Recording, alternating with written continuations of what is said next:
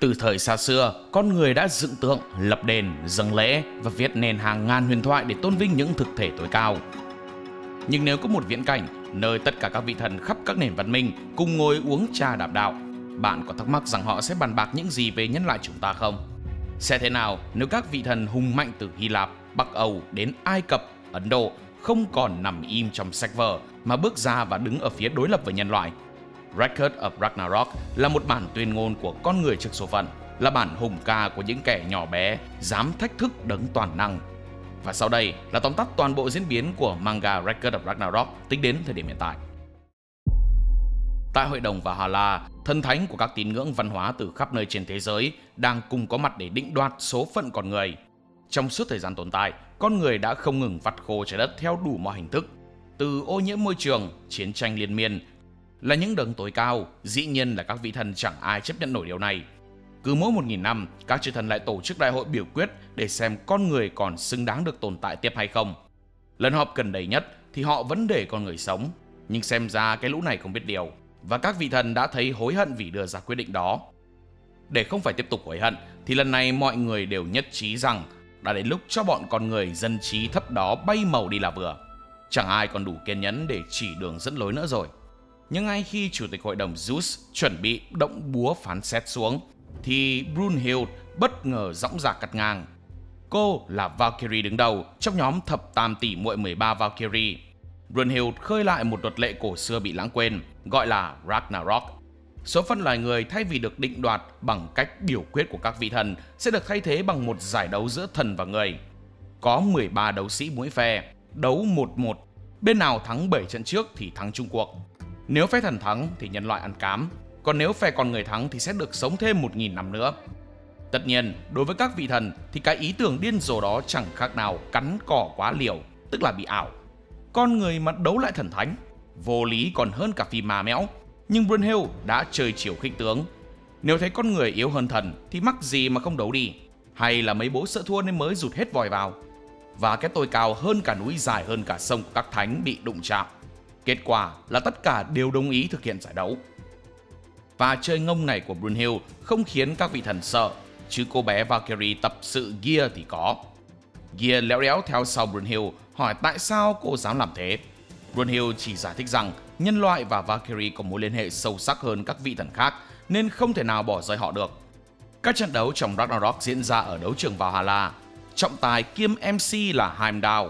Ông ta giới thiệu hai đấu sĩ mở màn cho trận đấu đầu tiên của người và thần. Đại diện phép thần là Thor, người con của sấm sét khét tiếng Bắc Âu. Phía con người có đại diện là Lữ Bố, một vị tướng huyền thoại thời Tam Quốc, oanh tạc khắp cõi Trung Hoa không ngán bố con thằng nào. Khi trận đấu bắt đầu, Thor và Lữ Bố cứ đứng như phỗng nhìn nhau như hai người đồng chí, nhưng thực ra là đang đẩy sát ý để nghĩ làm sao one hit one kill thằng kia cho nhanh gọn còn về đi ngủ. Sau đó chỉ trong tích tắc, cả hai không hẹn mà cùng lao vào nhau. Lữ Bố ra tay trước với cú bổ từ trên trời giáng xuống, khiến Thor phải lui về sau đỡ. Cả hai người đều cảm nhận được rằng đối phương quả là xứng tầm với mình. Rồi sau đó tới lượt Thor phản công. Ngài triệu hồi sấm sét tụ vào cây búa Mjolnir, chuẩn bị ra đòn. Đúng lúc này thì chúng ta có flashback của Thor. Tại Asgard thời cổ đại, vùng đất này được bao quanh bởi những bức tường lớn để ngăn chặn sự xâm nhập của lũ khổng lồ Jotunheim. Nghe quen quen nhỉ, nhưng không có con Titan đại hình nào nấp trong mấy bức tường đâu. Một ngày nọ, lũ Jotunheim cũng phá hủy được bức tường rồi tràn vào ăn tàn phá hoại. Không ai chặn được chúng cho đến khi Thor ra tay. Anh bước vào cuộc chơi với hào quang tỏa sáng, solo nguyên một bầy 66 tên khổng lồ mà không mất một cọng lông chân. Vì hạ gục bọn chúng quá dễ dàng nên Thor thấy chán vãi đạn, chả có gì đáng để vui vẻ hay tự hào. Khi ấy Thor đã xài đến tuyệt kỹ Thor's Hammer, và sau từng ấy thời gian đến giờ mới xuất hiện một kẻ buộc Thor phải xài chiều đó lần nữa. Không ai khác chính là Lữ Bố, mà lại còn là một con người nữa chứ. Ai cũng tưởng xong chiều đó là Lữ Bố đi đời rồi, nhưng không, ông vẫn đứng vững, thậm chí còn chém được một nhát vào ngực của Thor khiến máu rỉ ra. Hai vị này giờ đã vào trạng thái phê như rồi vì đối thủ đánh quá cuốn. Lữ Bố cười lớn và khen Thor. Đáp lại, Thor cũng cười và tiếc nuối rằng Lữ Bố lại là con người. Hai người tiếp tục giao chiến, tận hưởng trận đấu một cách trọn vẹn. Rồi chúng ta lại đến với flashback của Lữ Bố. Từ khi còn bé, ông vốn đã rất mạnh, gần như chẳng ai địch lại. Cha nội này cũng vì thế mà đâm ra chán, rong ruổi đi khắp Trung Hoa tìm đối thủ xứng tầm nhưng tìm mãi méo thấy. Sau hơn 30 năm thì xác định mình là top server rồi, thôi khỏi tìm nữa. Lữ Bố chấp nhận để Tào Tháo bắt rồi bảo bọn chúng nhanh cho ông đăng xuất đại đại đi, chứ cái chốn này quá là chán ngấy vì không có đối thủ xứng tầm. Nhưng mà giờ thì có Thor xứng rồi đấy. Phế Thần lúc này đang thắc mắc tại sao vũ khí của con người mà lại có thể khiến thần bị thương được. Brunhild lúc này mới giải đáp, nguồn gốc sức mạnh của các vị thần chính là ở vũ khí của họ, hay còn gọi là thần khí. Vũ khí thông thường của loài người thì mãi là tôm tép, nếu đem ra chiến với thần, chẳng làm sao mà gây sát thương lên họ được. Vì thế nhất thiết đấu sĩ phe người cũng phải được trang bị thần khí. Để làm được điều đó, cần đến các chị em Valkyrie. Cơ thể họ khi biến thành vũ khí của con người sẽ có sức mạnh y hệt như thần khí. Quá trình hòa nhập này được gọi là Volundir. Qua tìm hiểu thì họ biết được rằng Thor sở hữu găng tay Jerngripper có thể chống lại mọi đòn tấn công. Cùng với đó là búa Mjolnir có thể quét sạch cả một đội quân trong chớp mắt. Vũ khí của anh ta bá đạo như vậy thì bố ai mà chơi lại được. Nên một Valkyrie tên là Rangris đã theo chỉ đạo của Brunhild hiến dâng thân mình trở thành thần khí cho Lữ Bố. Nhờ vậy vũ khí phương thiên họa kích của Lữ Bố mới có thể đọ sức được với Mjolnir. Khi Lữ Bố vung kích tấn công, Thor cố gắng dùng cánh tay phải có đeo găng Jerngripper để đỡ đòn. Chiếc găng này vốn được cho là thứ giúp Thor cầm Mjolnir. Tuy nhiên với khả năng đặc biệt của Rangris là phá vỡ mọi lá chắn, găng tay của Thor đã bị phá hủy. Thor đánh rơi Mjolnir, tránh được cú đâm của Lữ Bố nhưng vẫn bị thương ở vai phải. Trước khi Lữ Bố kịp tung thêm đòn, mọi người đều nhận thấy Mjolnir đang tỏa ra một nhiệt độ rất lớn. Từng dòng dung nham trong chiếc búa chảy ra, kèm theo tiếng đập thình thịch chẳng khác gì một sinh vật sống. Cây búa đã thức tỉnh và điều khiến các thần lo lắng là Thor mất một chiếc găng rồi, giờ còn cầm nổi cái búa khủng bố đó không? Tuy nhiên, Zeus đã giải thích rằng chiếc găng tay không phải để giúp Thor có thể cầm được chiếc búa, mà thực chất nó được dùng để kìm hãm sức mạnh quá khủng khiếp của Thor để cầm búa cho còi hư. Nếu không có cái găng thì Thor đã nghiền cái búa thành cám trước khi nó kịp thức tỉnh rồi. Thor cầm lấy Mjolnir đã thức tỉnh, còn kịp dặn đối thủ coi chừng đừng chết quá nhanh thì lại chán nữa. Thor ném Mjolnir về phía Lữ Bố, ông ngả người ra sau để né. Cây búa chỉ lướt qua ngực rồi bay vút về phía khán giả. Trước khi Lữ Bố đứng dậy ra đòn thì cây búa đã vòng lại y hệt boomerang. Lữ Bố dùng phương thiên họa kích cọ sát vào Mjolnir để chuyển hướng, tránh đòn thành công. Thor bắt lại cây búa và thi triển chiêu mạnh nhất là Garrote. Lữ Bố đỡ được đòn đánh, nhưng cú va chạm dữ dội đã khiến sừng trần gãy nát. Tưởng chừng như trận đấu đã kết thúc, thì chiến mã của Lữ Bố là Xích Thố đã phi như bay vào đấu trường. Sự xuất hiện của con ngựa đã truyền cảm hứng cho quân sĩ dưới trướng và nhân loại reo hò vang dội. Họ không ngừng tiếp sức cho Lữ Bố bằng hào hào. Kỳ diệu thay, Lữ Bố thực sự đứng dậy, khiến Thor vô cùng phấn khởi. May quá, vẫn còn thú vị. Lữ Bố leo lên Xích Thố, siết chặt mũi kích để chuẩn bị tung ra tuyệt kỹ mạnh nhất mang tên Phá Thiên, một đòn đánh có thể xé toạc cả bầu trời. Thor ném cây búa lên không rồi bắt lấy nó và truyền sấm sét vào trong, chuẩn bị tung chiêu Garrote Thor's Hammer một lần nữa. Cả hai ông tướng chán đời này đều hiểu rằng sau khi tung ra hai cú Phá Thiên và Garrote thì xác định là đời không còn chán nữa. Đó đều sẽ là những cú đánh mạnh nhất trong cuộc đời họ. Hai đòn đánh va chạm nhau tạo nên vụ nổ khổng lồ đến mức xua tan cả mây đen trên bầu trời Valhalla. Khi bụi mù tan đi, phương thiên họa kích đã tan thành bụi. Lữ Bố mất tay trái, chân phải và cánh tay phải thì chỉ còn lủng lẳng. Ông tự cắn đứt cánh tay vô dụng của mình và ném đi. Hạnh phúc và mãn nguyện vì đã dốc hết sức, Lữ Bố cưỡi Xích Thố lao về phía Thor với nụ cười rạng rỡ như quảng cáo kem đánh răng PS. Thor đáp lại cũng bằng một nụ cười cuối cùng như lời tiễn biệt, rồi vung búa nghiền nát đầu Lữ Bố. Heimdall tuyên bố Thor là người chiến thắng ở vòng 1. Khi Thor chuẩn bị rời đi, Xích Thố phi đến chặn anh ta lại, nước mắt rưng rưng. Trần cung và tàn quân của Lữ Bố tràn vào đấu trường. Chủ tướng ra trận, tả hữu theo sau, sống chết có nhau, nghĩa tình sâu đậm. Bất chấp tiếng gào thét ngăn cản tuyệt vọng của Heimdall, họ vẫn cứ lao đến chỗ Thor. Thor vung Mjolnir trong nháy mắt đã làm bay màu toàn bộ đội quân, như một lời tiễn biệt dành cho kẻ địch xứng tầm. Kết thúc trận 1, Phế Thần dẫn trước một thắng lợi. Gear hỏi Brunhild về số phận của Valkyrie Rangris thì chỉ nhận được câu trả lời cay đắng rằng dĩ nhiên cô cũng đã chết cùng với Lữ Bố. Nhưng Brunhild không có thời gian để mà đau lòng nữa. Cô phải nhanh chóng tìm ra đấu sĩ loài người tiếp theo. Lần này, lựa chọn của cô là một kẻ căm thù thần linh hơn bất cứ ai, với mã số 01. Trận thứ hai Ragnarok bắt đầu. Người xuất hiện đại diện cho nhân loại chính là thủy tổ loài người, Adam. Adam là nhân loại đầu tiên được tạo ra nhưng đã phạm luật trời do ăn trái cấm. Anh xuất hiện vô cùng ngầu vì không như mấy vị tướng, bố chả thèm mặc giáp xiếc gì cả, chỉ có mỗi chiếc lá chè của quý. Đã thế nhìn chả khác gì một thiếu niên mảnh khảnh. Phe thần đoán vội chắc chỉ có một nhát là 7 năm. Chỉ trừ có bà thím nữ thần sắc đẹp Aphrodite là khen hồng hài nhi này tươi rói rói. Vậy ai sẽ là đại diện thần linh cho Adam húc hành đây? Đúng lúc này, Heimdall đã nhận được thông báo rằng bên phía các vị thần sẽ thay đổi thứ tự chiến đấu. Người xuất hiện ở đấu trường lúc này là Hermes. Ông thần trông như hắc quản gia Isekai này bước ra nhưng chỉ để đàn soundtrack giới thiệu cho vị thần ra trận chính thức là Zeus. Trước đó, người theo đúng thứ tự sẽ đấu với Adam là thần Shiva, thần sáng tạo và hủy diệt của Ấn Độ. Nhưng Zeus đã thương lượng để anh ta đổi chỗ với mình. Và kết quả là chúng ta có một màn tấu hài tuyệt đỉnh do Zeus với Hermes phối hợp để chào sân. Zeus bình thường nhìn khô đét còn hơn cả khô bò, tay chân run lẩy bẩy, đánh răng khéo còn không sạch, mà giờ lại đi đánh nhau với con người. Nhưng khi lên sàn rồi mới biết thế nào là đẳng cấp của máy dập Hy Lạp. Ông ta phô diễn cơ bắp rồi tiến đến gần Adam và hỏi anh ta đã chuẩn bị thần khí chưa. Nếu chưa thì chuẩn bị tinh thần đi nhé con trai. Vẫn không hề nao núng, Adam chỉ tay lên trời và nói rằng người anh cần đã có mặt. Valkyrie thứ 7, Regan Leaf, xuất hiện trên lưng của một con bạch mã và đáp xuống. Adam mỉm cười và chạm ngón tay vào cô, kích hoạt Volundir và nhận lấy thần khí của mình. Đó là một chiếc găng đấm bằng sắt mà dân chơi hay gọi là tay gấu. So với Mjolnir của Thor hay phương thiên họa kích của Lữ Bố thì cái tay gấu này nom chán không thể tả. Nhưng không sao, Adam thấy thích là được.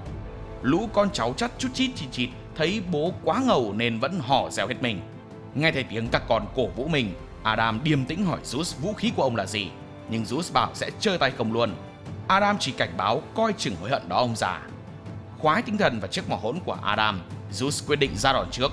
Máy dập tức thì lao vào và tung cú đấm với tốc độ 0,01 giây. Tuy vậy, Adam dễ dàng nghiêng đầu tránh. Không còn kiêng dè, Zeus tung ra một loạt đòn siêu tốc, nhưng Adam vẫn né rất nhẹ không tốn một giọt mồ hôi. Khi tốc độ đấm đạt đến 0,000001 giây, Zeus bất ngờ chuyển sang đá. Cha nội vốn định cho Adam thành 1/2, nhưng thế nào thằng khỉ này vẫn né tốt, còn không quên kèm theo cái thở dài chán trường như thể đang khích tướng. Zeus bị khích thật. Ông già bảo trai trẻ rằng mày né thì chỉ có thua thôi, chứ thắng kiểu gì. Adam thừa hiểu nên anh lập tức rót một đòn cực nhanh khiến lão phải phun ra tí huyết.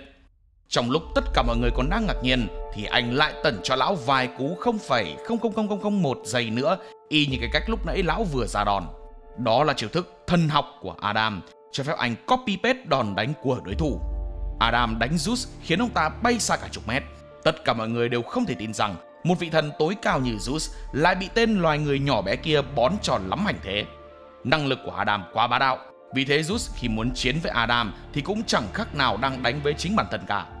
Zeus phình hết mớ cơ của mình ra, như thể mấy cục tức đang tích tụ nãy giờ. Ông bắt đầu tung ra đòn đánh mạnh nhất của mình. Khi xưa, trong trận chiến Titan, Zeus từng hạ gục chính ông bố của mình là Kronos để trở thành vị thần tối cao của Olympus. Qua trận đó, Zeus học được từ Kronos một tuyệt chiêu tối thượng. Chiêu này thực ra là một cú đấm nhanh đến mức phá vỡ ranh giới của thời gian, được gọi là thần tốc quyền vượt thời gian. Tung chiêu một phát là thời gian ngưng đọng luôn. Tưởng như đã giáng được đòn chí tử rồi, nhưng bất ngờ thay Adam vẫn né được và dùng Ctrl-C Ctrl-V để đáp trả bằng một cú đấm tương tự. Anh mỉm cười tinh quái, nói rằng đó là một chiều rất ngầu và cảm ơn Zeus đã cho mình xem. Cú đấm làm gãy cổ Zeus, khiến cái đầu ông xoay ngược hẳn về sau như con cú rồi ngã xuống bất động. Brunhild giải thích rằng sức mạnh của Adam chủ yếu đến từ lòng hận thù với các vị thần. Ngày trước, Adam cũng từng sống ở vườn địa đàng cùng với vợ mình là Eva.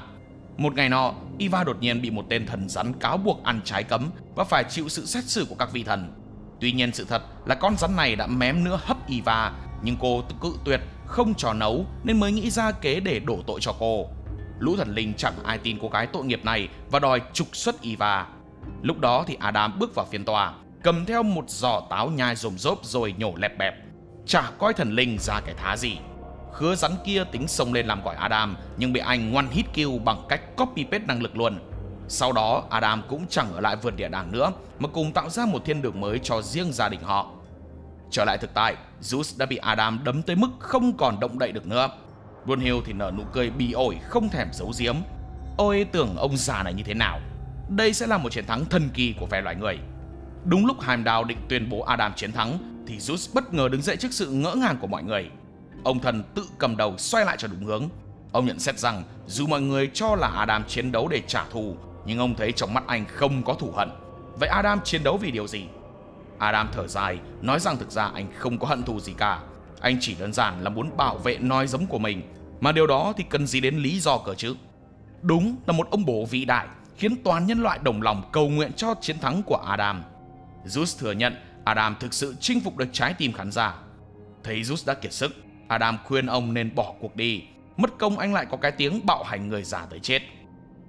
Nhưng không, Zeus quyết định tung át chủ bài. Ông nén toàn bộ cơ bắp lại, rồi một đám khói bao phủ toàn thân, hé lộ ra hình dạng cuối cùng, Adamas. Hình dạng này khiến cả thần lẫn người đều rùng mình. Adam cũng lần đầu tiên phải nâng cao cảnh giác. Quan sát từ trên khán đài, Loki tiết lộ rằng đây là lần đầu sau hàng triệu năm Zeus dùng đến hình thái này, cho thấy ông nghiêm túc đến mức nào. Với cơ bắp nén lại đến cực hạn, Zeus tạo ra những cú đấm siêu tốc. Tuy nhiên, Adam vẫn sao chép được tất cả bằng thần học, phản đòn hoàn hảo. Nhưng rồi việc sử dụng thần học liên tục đã khiến Adam quá tải. Anh tạm dừng khoảng chừng là 2 giây. Không tới 2 giây đâu, chỉ là một tích tắc thôi và thổ huyết. Trong khi đó, bản thân Zeus cũng rơi vào tình trạng kiệt sức, cơ bắp rách nát. Loki nhận xét rằng đây là trận chiến đọ sức chịu đựng. Zeus và Adam như hai ly nước, liên tục bón sát thương cho nhau. Đến một lúc nào đó, sát thương của một người sẽ vượt qua giới hạn chịu đựng trước, và người đó cũng sẽ là kẻ thua cuộc. Cả hai tiếp tục trao đổi đòn đánh không khoan nhượng. Khi Adam gần như kiệt sức lực, đôi mắt mù hoàn toàn vì quá tải, Zeus tung cú đấm chí mạng. Nhân loại hoảng loạn cầu xin Adam dừng lại, nhưng anh lại nghe được đến tiếng khóc của một đứa bé. Bản năng làm trà trỗi dậy, Adam tự nhủ sẽ bảo vệ chúng bằng bất cứ giá nào. Anh hứng chọn cú đấm của Zeus, nhưng ngay lập tức đưa tay ra nắm được lấy đầu ông. Cả hai nắm lấy nhau và tiếp tục trao đổi đòn thế bất tận. Cuối cùng, Adam tung cú đấm kết thúc, khiến Zeus khịu gối, trở lại hình dạng già nua. Mọi người tưởng ông chịu thua và loài người hò reo chiến thắng, nhưng Heimdall nhận ra Adam đã chết. Anh vẫn đứng vững dù linh hồn đã lìa khỏi xác. Zeus tiết lộ Adam đã chết từ lâu trước khi ông ngã, nhưng vẫn tiếp tục tung quyền cho đến giây phút cuối cùng. Zeus khen Adam vì anh có thể khiến ông già này ngã gục. Và nếu đây là một cuộc đấu chỉ so sánh về sức chịu đựng thôi, thì Adam đã thắng rồi. Sau khi thua 2 trận, nhân loại đang tiến gần tới bờ vực diệt vong. Dù vậy, họ vẫn ngẩng cao đầu và tự hào vì thủy tổ Adam đã chiến đấu kiên cường để bảo vệ hậu duệ. Sau trận chiến, Gear thắc mắc vì sao vũ khí của Adam, tức là cái tay gấu ấy, vẫn còn nguyên vẹn, nhưng Valkyrie Regenleaf vẫn tan biến.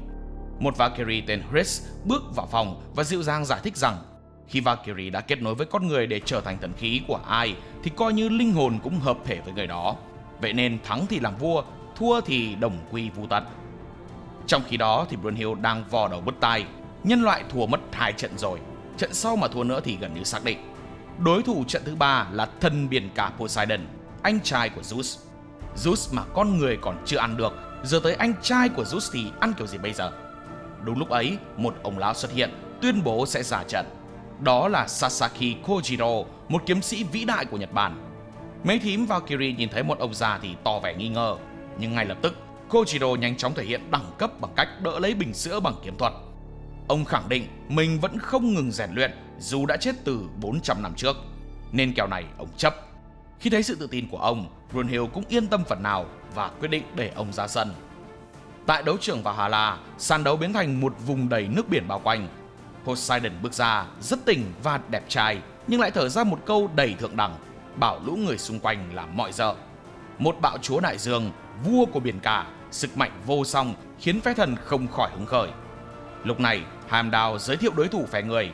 Khi Sasaki Kojiro bước ra, ai nấy đều cạn lời vì trước mặt họ là một ông lão đã ở cái tuổi gần đất xa trời, chứ chẳng phải thanh niên trai tráng cơ bắp cuồn cuộn gì. Các kiếm sĩ cùng thời với ông như Miyamoto Iori, Yoshioka Seijuro và Hozoin Inchun đều thắc mắc vì sao đại diện không phải là Musashi, người nổi tiếng với song kiếm pháp. Nhưng khi Kojiro rút kiếm và làm mặt nước xung quanh lặng như tờ, tất cả các kiếm sĩ kể cả Musashi đều rơi nước mắt và thừa nhận rằng Kojiro thực sự là vô song thiên hạ.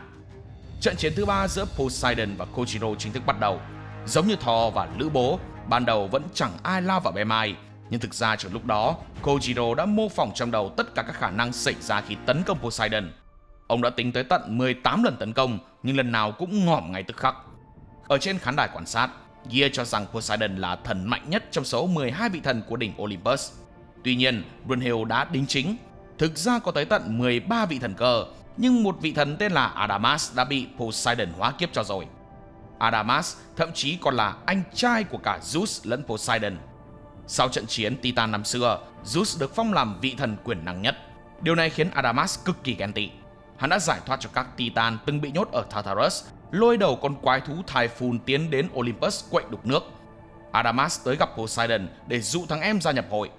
Theo lý lẽ của Adamas thì không thằng em nào được phép xem thường anh mình cả. Zeus bé nhất trong đám mà giờ nó lại nắm chức cao nhất. Chú không thấy cay à? Poseidon méo quan tâm, chỉ nhìn Adamas bằng nửa con mắt rồi bảo hắn đáng thương. Nghe vậy, Adamas tức giận, lôi ra lưỡi hái định chiến đấu.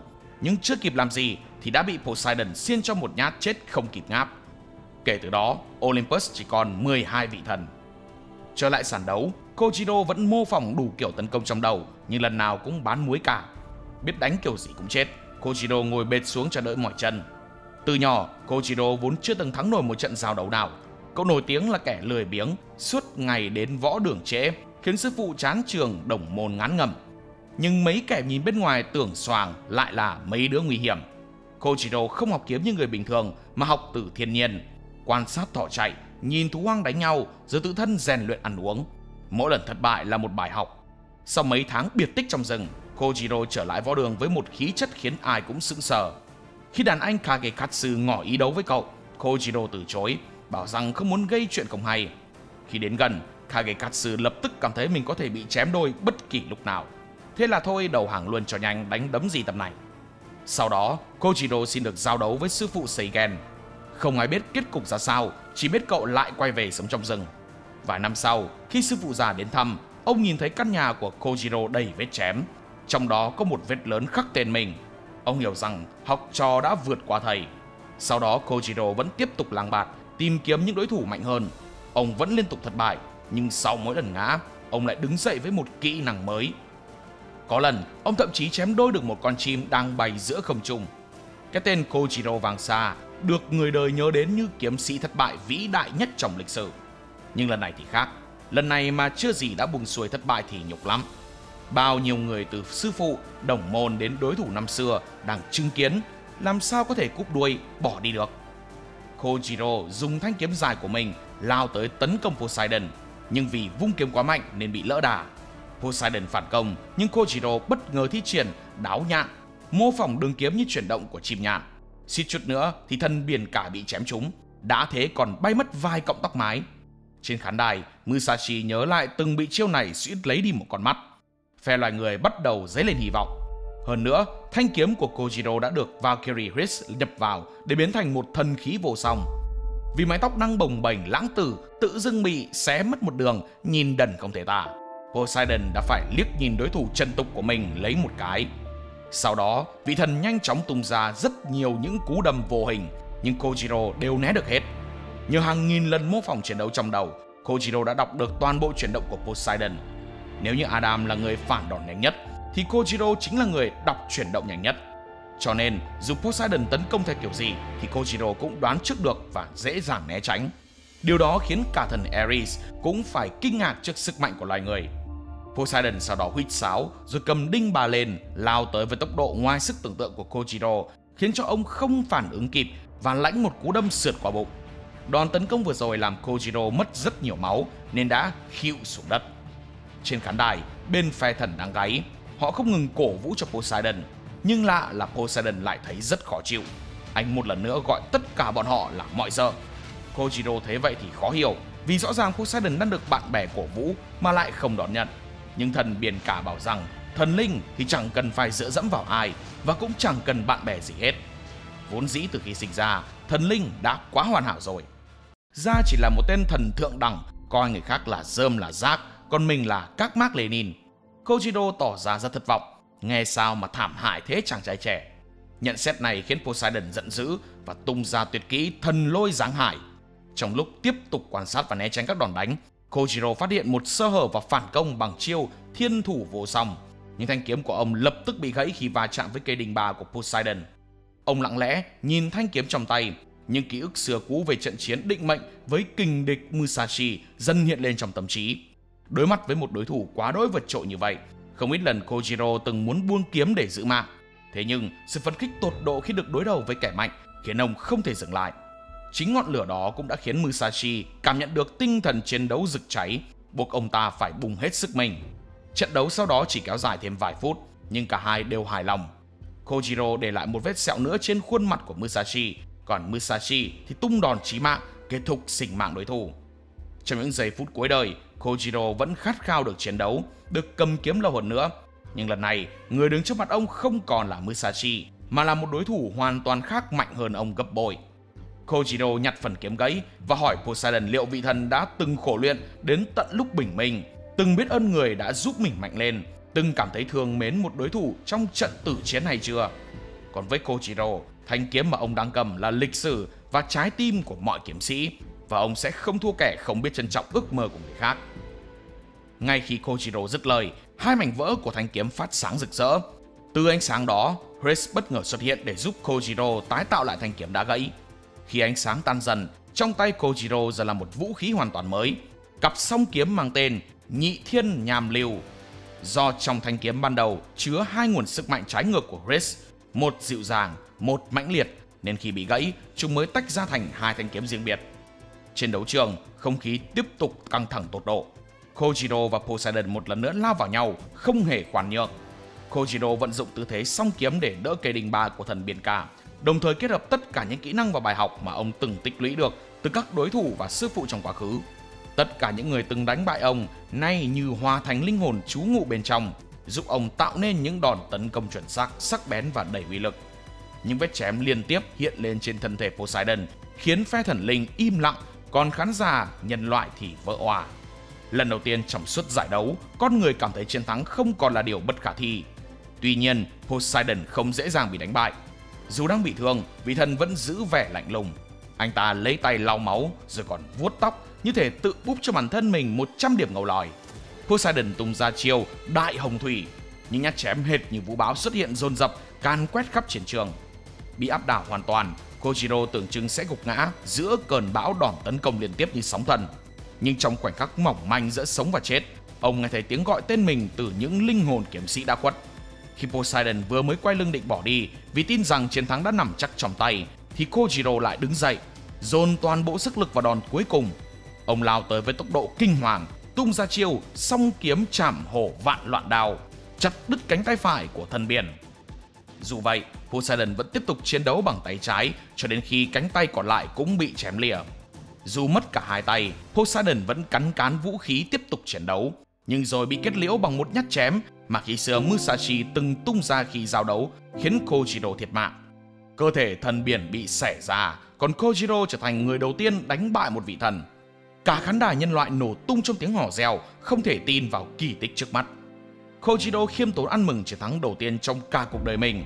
Sau khi trận đấu kết thúc, ông suýt ngã vì mất máu và kiệt sức, nhưng Hades đã trở lại hình dạng người và đỡ lấy ông, rồi rời khỏi đấu trường để chữa trị vết thương. Trái với nhân loại, thần linh vô cùng cay cú. Bố già Odin cáu đến mức tay không bóp nát cái ghế đang ngồi. Loki thì trước toàn cười cợt, nhưng giờ cũng phải nhìn Ragnarok bằng con mắt thực sự nghiêm túc. Trong phòng của Zeus, một số gương mặt thân quen đã tụ họp để bàn bạc sau trận thua đầu tiên của phái thần. Khỏi phải nói thì bầu không khí ở đây sặc mùi chết chóc.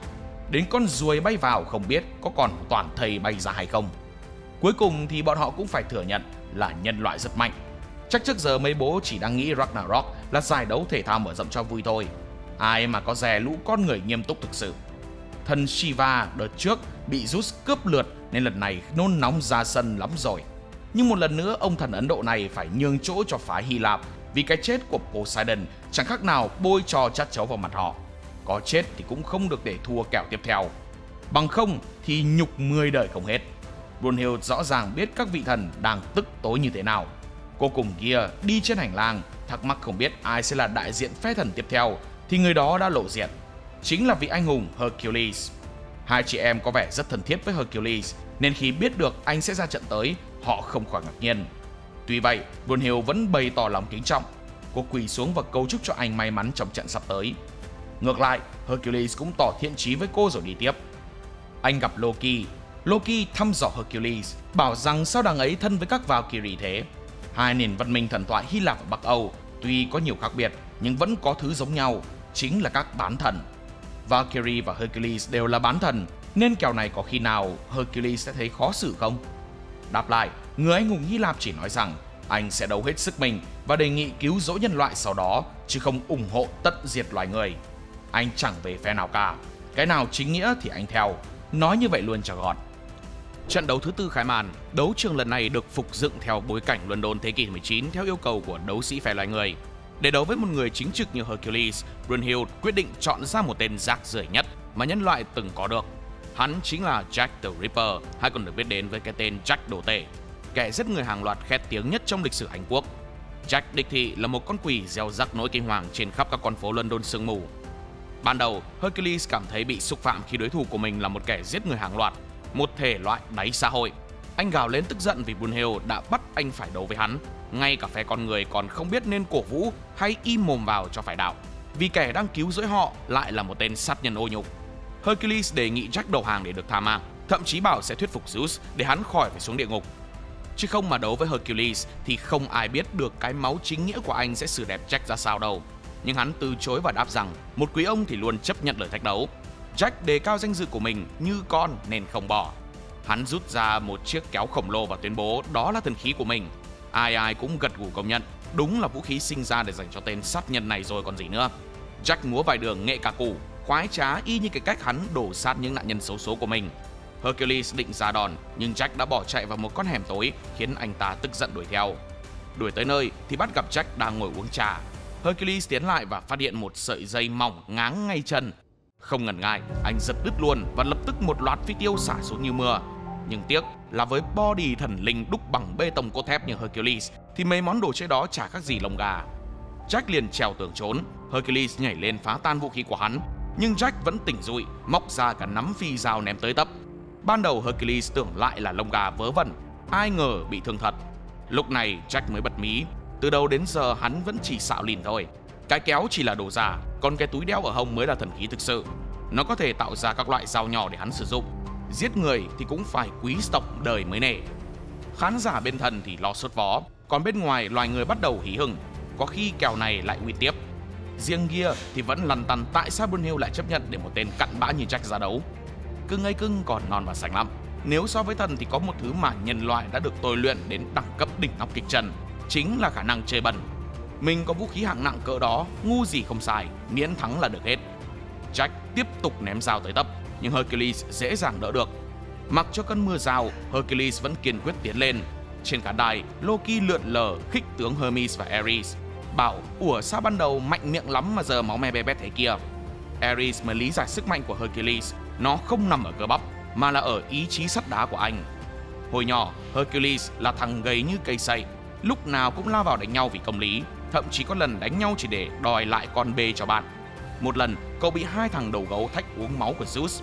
Tương truyền là người nào chính trực như một vị anh hùng thực sự, uống vào thì sẽ có cơ thể bất tử, còn mấy khứa lừa lọc bẩn tính thì uống vào là tèo. Sau đợt đó, Hercules quyết tâm rèn luyện thân thể để có thể uống máu Zeus. Vì giả dụ nếu là anh hùng thực sự mà phải chết sớm thì phí chết đi được. 2000 năm trước công nguyên, sau cuộc họp tồn vong của nhân loại, Ares kéo thần binh xuống trừng phạt loài người ở địa phận Thebes. Ai cũng sợ, chỉ có Hercules dám đứng ra ứng chiến. Cậu bị Ares đạp bay nhưng vẫn bỏ dậy, giơ cao ly máu của Zeus, tu một hơi. Cơ thể Hercules bốc cháy như đèn sông tinh dầu, nhưng đổi lại, sức mạnh lên level max. Cậu đập cho đám thần binh tàn tác như gà con, rồi solo đấm tay đôi với Ares cho tới khi Zeus phải nhảy vào can. Zeus gạ Hercules muốn làm thần không con trai. Hercules đồng ý nhưng yêu cầu các thần không được làm hại loài người nữa. Zeus đồng ý và từ đó Hercules chính thức trở thành thần, dắt tay loài người đi trên con đường chính nghĩa. Nếu nói theo ngôn ngữ của Hercules thì phải là bị giáng xuống làm thần để bảo vệ chính nghĩa mới đúng. Và giờ để bảo vệ chính nghĩa thì phải làm gọi cái tên Jack đang đứng trước mặt. Hercules vung chùy lên, bật chế độ Tatu, với mỗi hình xăm là một thần kỹ tương ứng với 12 chiến công lừng lẫy của anh. Nhưng xài cái nào là đau đớn cái đó. Càng nhiều hình xăm, càng dễ bốc hơi khỏi cõi đời. Hercules tung ra chiêu đầu tiên, ứng với chiến công tiêu diệt sư tử Nemea. Jack bị Hercules đập văng vào tường nhưng vẫn cười tỉnh bơ. Hắn dùng kéo tạo thành boomerang tấn công liên tục, khiến Hercules phải chống đỡ vất vả. Để né đòn của Hercules, Jack thoát cái đã lơ lửng giữa không trung trên dây đàn piano rồi ném dao tới tấp. Đáp trả, Hercules tung tuyệt kỹ hộ điểu phiêu phong. Từ cái chùy, vũ khí của Hercules biến thành một con chim khổng lồ phóng dao ngược lại Jack. Hắn rơi xuống vỡ kính, lộ con mắt đỏ có thể nhìn thấy ý chí. Hắn hứng thú muốn giết Hercules chỉ để xem màu của cái chết. Rồi vừa tấn công, vừa ngân nga ca khúc London Bridge is Falling Down như nguyện hồn. Khi còn nhỏ, Jack từng là một cậu bé nghèo khổ lang thang xin ăn trên đường phố London. Jack rất hiếu học, khi không xin ăn thì đọc sách. Cậu có một con mắt đỏ bên trái có thể nhìn thấy cảm xúc qua màu sắc. Mẹ của Jack là Mary, một gái làng chơi sống trong khu nhà thổ. Dù sống dưới đáy xã hội, Mary vẫn hết mực yêu thương Jack. Mary từng mang thai 5 lần và đều phá bỏ, nhưng lại giữ Jack lại vì một lời hứa với người đàn ông cô yêu, cũng chính là cha của Jack. Người đàn ông đó hứa sau khi thành đạt sẽ quay lại đón hai mẹ con. Tuy nhiên một ngày nọ, Jack trở về thì thấy mẹ đau khổ vì nghe tin người đàn ông ấy đã cưới vợ. Kể từ đó, Mary suy sụp tinh thần, không còn thương Jack nữa mà tỏ ra lạnh nhạt, thậm chí ghét bỏ. Jack hiểu ra rằng mẹ chỉ giữ cậu lại như một công cụ để níu kéo tình yêu. Bằng con mắt đặc biệt, Jack nhìn thấy màu sắc của mẹ giờ đã giống như kẻ xấu khác ngoài đường. Trong cơn điên loạn, Jack quyết định giải thoát mẹ khỏi đau khổ bằng chính tay mình. Khi thấy bà hiện lên màu sợ hãi, cậu cho rằng đó mới là vẻ đẹp thực sự của con người và ra tay sát hại mẹ. Sau đó, Jack tìm đến cha ruột rồi giết luôn ông ta. Cậu lấy chiếc mũ của ông và từ đó về sau, mỗi lần gây án, Jack lại ngân nga bài London Bridge is Falling Down như một bản cầu hồn. Jack có thể nhìn thấy rõ dòng cảm xúc xoáy quanh con người, và khi các nạn nhân bị nỗi sợ lấn át, đó là khung cảnh tuyệt đẹp với hắn. Hercules đáp lại rằng điều duy nhất anh sợ là ngày mình phải từ bỏ công lý. Sau khi chặn thêm vài con dao, Hercules dồn Jack vào tháp đồng hồ Big Ben. Khi Jack đang bám vào kim đồng hồ, Hercules đập vỡ nửa tòa Big Ben rồi tung tuyệt chiêu thứ 7. Cây chùy biến thành bò Cretan, tưởng chừng sẽ kết liễu Jack. Nhưng bất ngờ, Jack dùng mặt đồng hồ Big Ben chém bay tay đối thủ, khiến cả đấu trường sững sờ. Lúc này, mọi người mới nhận ra lại bị Jack cho ăn cú lừa. Thần khí thực sự của Jack không phải là cái túi, mà chính là đôi găng tay có thể biến mọi vật hắn chạm vào thành thần khí. Loki diễn giải rằng tất cả những hành động thò tay vào túi nãy giờ mà Jack làm chỉ là để dắt mọi người như dắt bỏ thôi. Thì ra trước trận đấu, Brunhild đã ép Valkyrie thứ 7 là Fleck trở thành thần khí cho Jack. Dù cô không hề muốn hợp nhất với một kẻ sát nhân, nhưng vì nhân loại, còn cách nào khác đâu. Ngay cả Jack cũng xuất hiện uy hiếp cô gái tội nghiệp. Nhờ vậy, Jack sở hữu sức mạnh cực kỳ bá đạo. Mọi thứ từ gạch, ly, tách đều có thể trở thành thần khí. Toàn bộ mọi ngóc ngách của London đều có thể sẽ là kẻ thù của Hercules. Hercules phớt lờ lời khiêu khích của Jack. Anh tiếp tục chiến đấu chỉ với tay phải và cây chùy. Bằng con mắt của mình, Jack có thể thấy được ý chí chiến đấu kiên cường của vị thần này, nên hắn đã ngả mũ thán phục Hercules vì sự bất khuất của anh. Jack nói việc nhìn thấu cảm xúc bằng màu sắc chính là lý do hắn tồn tại. Bởi vì hắn, nỗi sợ là một tác phẩm nghệ thuật, khiến bất kỳ ai cũng trở nên rực rỡ trong mắt hắn, bất kể quá khứ ra sao. Hercules nghe xong thì bảo rằng Jack chỉ là một kẻ thua cuộc, vì hắn đã đầu hàng thế giới tàn nhẫn này và biến thành một con quỷ khát máu chỉ vì mục đích trả thù. Jack sững người, rõ là Hercules nói đúng. Hắn bị dây vò bởi tuổi thơ nghèo khó và sự phản bội từ chính cha mẹ mình. Điều khiến Jack bàng hoàng là trong Hercules, hắn nhìn thấy sắc màu của tình yêu. Trước đây, Hercules cũng từng là một con người, sau đó mới được thăng lên là một vị thần. Cuộc đời của anh đã từng chứng kiến rất nhiều tội lỗi mà con người từng gây ra. Nhưng dù vậy, Hercules vẫn sẽ yêu thương con người, chứ không bao giờ trở thành một kẻ như Jack. Và vì thế, Hercules sẽ cứu rỗi Jack. Hercules tung tuyệt kỹ thứ 12, triệu hồi quái thú canh giữa địa ngục Cerberus. Đó là một kỹ thuật tuyệt đỉnh, nhưng nó sẽ không dừng lại đến khi kẻ địch chết hẳn. Còn không thì chính Hercules sẽ bị Cerberus nuốt chửng. Nói cách khác, Hercules phải chạy đua với thời gian. Anh lao tới tung cú đấm phá nát cả góc phố, còn Jack dùng mọi thứ xung quanh để chống đỡ nhưng vẫn bị đánh cho tơi tả. Hắn cố chạy trốn nhưng bị đập văng xuống hàng rào, bị một cái rào sắt đâm xuyên bụng. Sau khi hồi phục, Jack dùng áo choàng tung chiêu luân vũ khúc, biến cả tòa nhà thành thần khí đè xuống Hercules. Dưới đống đổ nát, Hercules vẫn trồi lên. Jack nhìn thấy sắc màu tình yêu luôn rực cháy trong Hercules, bật cười cay đắng.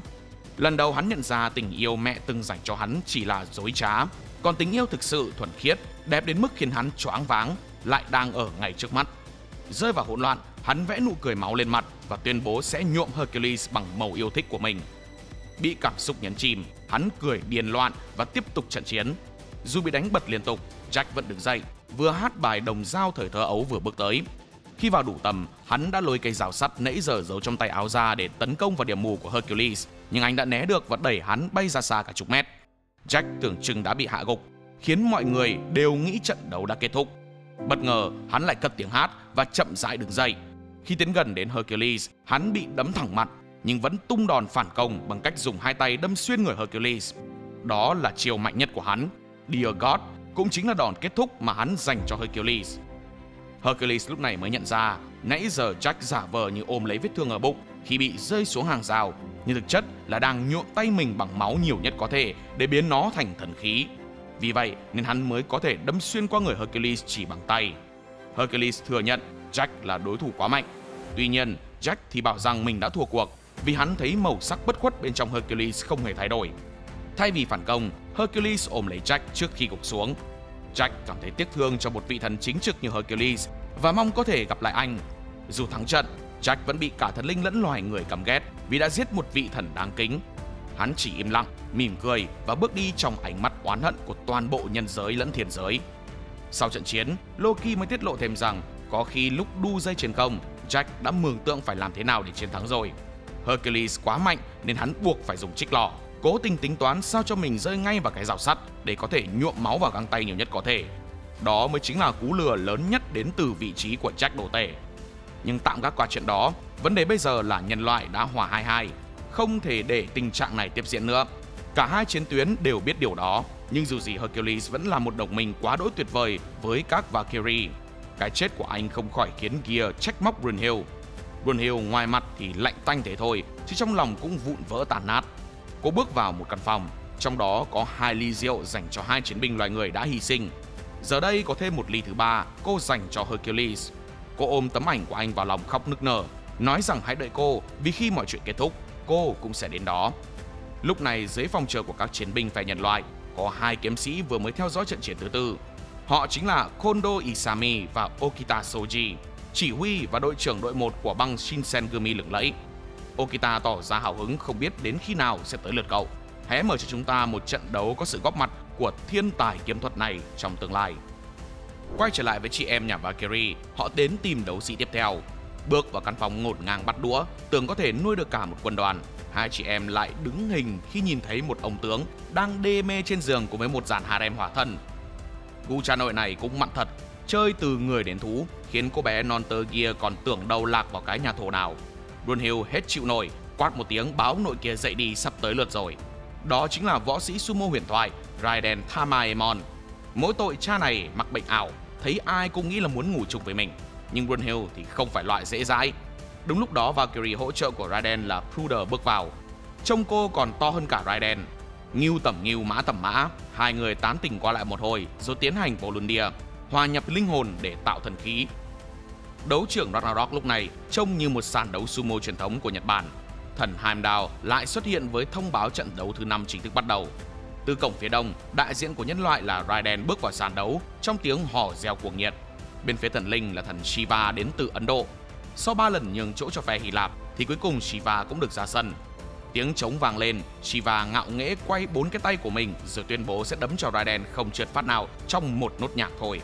Nhưng thần hủy diệt bỗng đứng hình khi nhìn thấy một con ếch ộp xuất hiện. Con ếch chỉ mang tới cho Raiden một nắm muối rồi biến liền. Sau khi nghi thức giải muối và vỗ tay đặc trưng của sumo, Raiden tràn đầy khí thế bước vào trận chiến. Anh bật nhảy như lò xo, bay tới đạp cả hai chân vào mặt Shiva. Nghĩ nó cay gì đâu, thần chưa gì đã bị ăn một cú rồi. Nhưng nhiều đó nhằm nhò gì với Shiva. Ngài chỉ thấy phấn khích vì cuối cùng cũng gặp được đối thủ đáng đồng tiền bát gạo. Raiden liên tục tung mấy cú móc hiểm vào Shiva, nhưng vị thần đều chặn được, thậm chí còn phản công ngang ngửa. Shiva bắt đầu nhảy múa khiêu khích, khiến Raiden nóng mặt. Tiếng reo hò từ khán đài càng lúc càng cuồng nhiệt, và để đáp lại sự mong đợi đó, võ sĩ sumo chuẩn bị bung ra sức mạnh thực sự của mình. Thực ra trước giờ, Raiden chưa bao giờ bung toàn bộ sức mạnh cơ bắp thuần túy của mình. Khi xưa, dù đã 3 tuổi, nhưng Raiden vẫn chưa đứng được, khiến cha mẹ lo sốt vó. Rồi một ngày nọ, khi trở về nhà, họ bàng hoàng thấy cô bé đang chập chững bước đi. Nhưng chưa kịp mừng thì rắc, toàn bộ xương của cậu đã gãy rụp như bánh đa. Cơ thể thì run bần bật như vừa bị sét đánh. Hóa ra cơ bắp của Raiden quá khỏe đến mức tạo ra một áp lực kinh khủng làm gãy cả xương. Nếu cứ tiếp tục thì có ngày cậu bé sẽ bị chính sức mạnh cơ bắp nghiền nát luôn. Thế nhưng Raiden không bỏ cuộc, ngày ngày vẫn tập cử động di chuyển. Dần dần, những cơ bắp của cậu sinh ra lớp cơ mới giúp ổn định sức mạnh của đám cơ nổi loạn bên trong. Đám cơ mới này được gọi là bách ấn, hệt như một lớp áo giáp giúp kiềm chế sức mạnh hoang dại bản năng.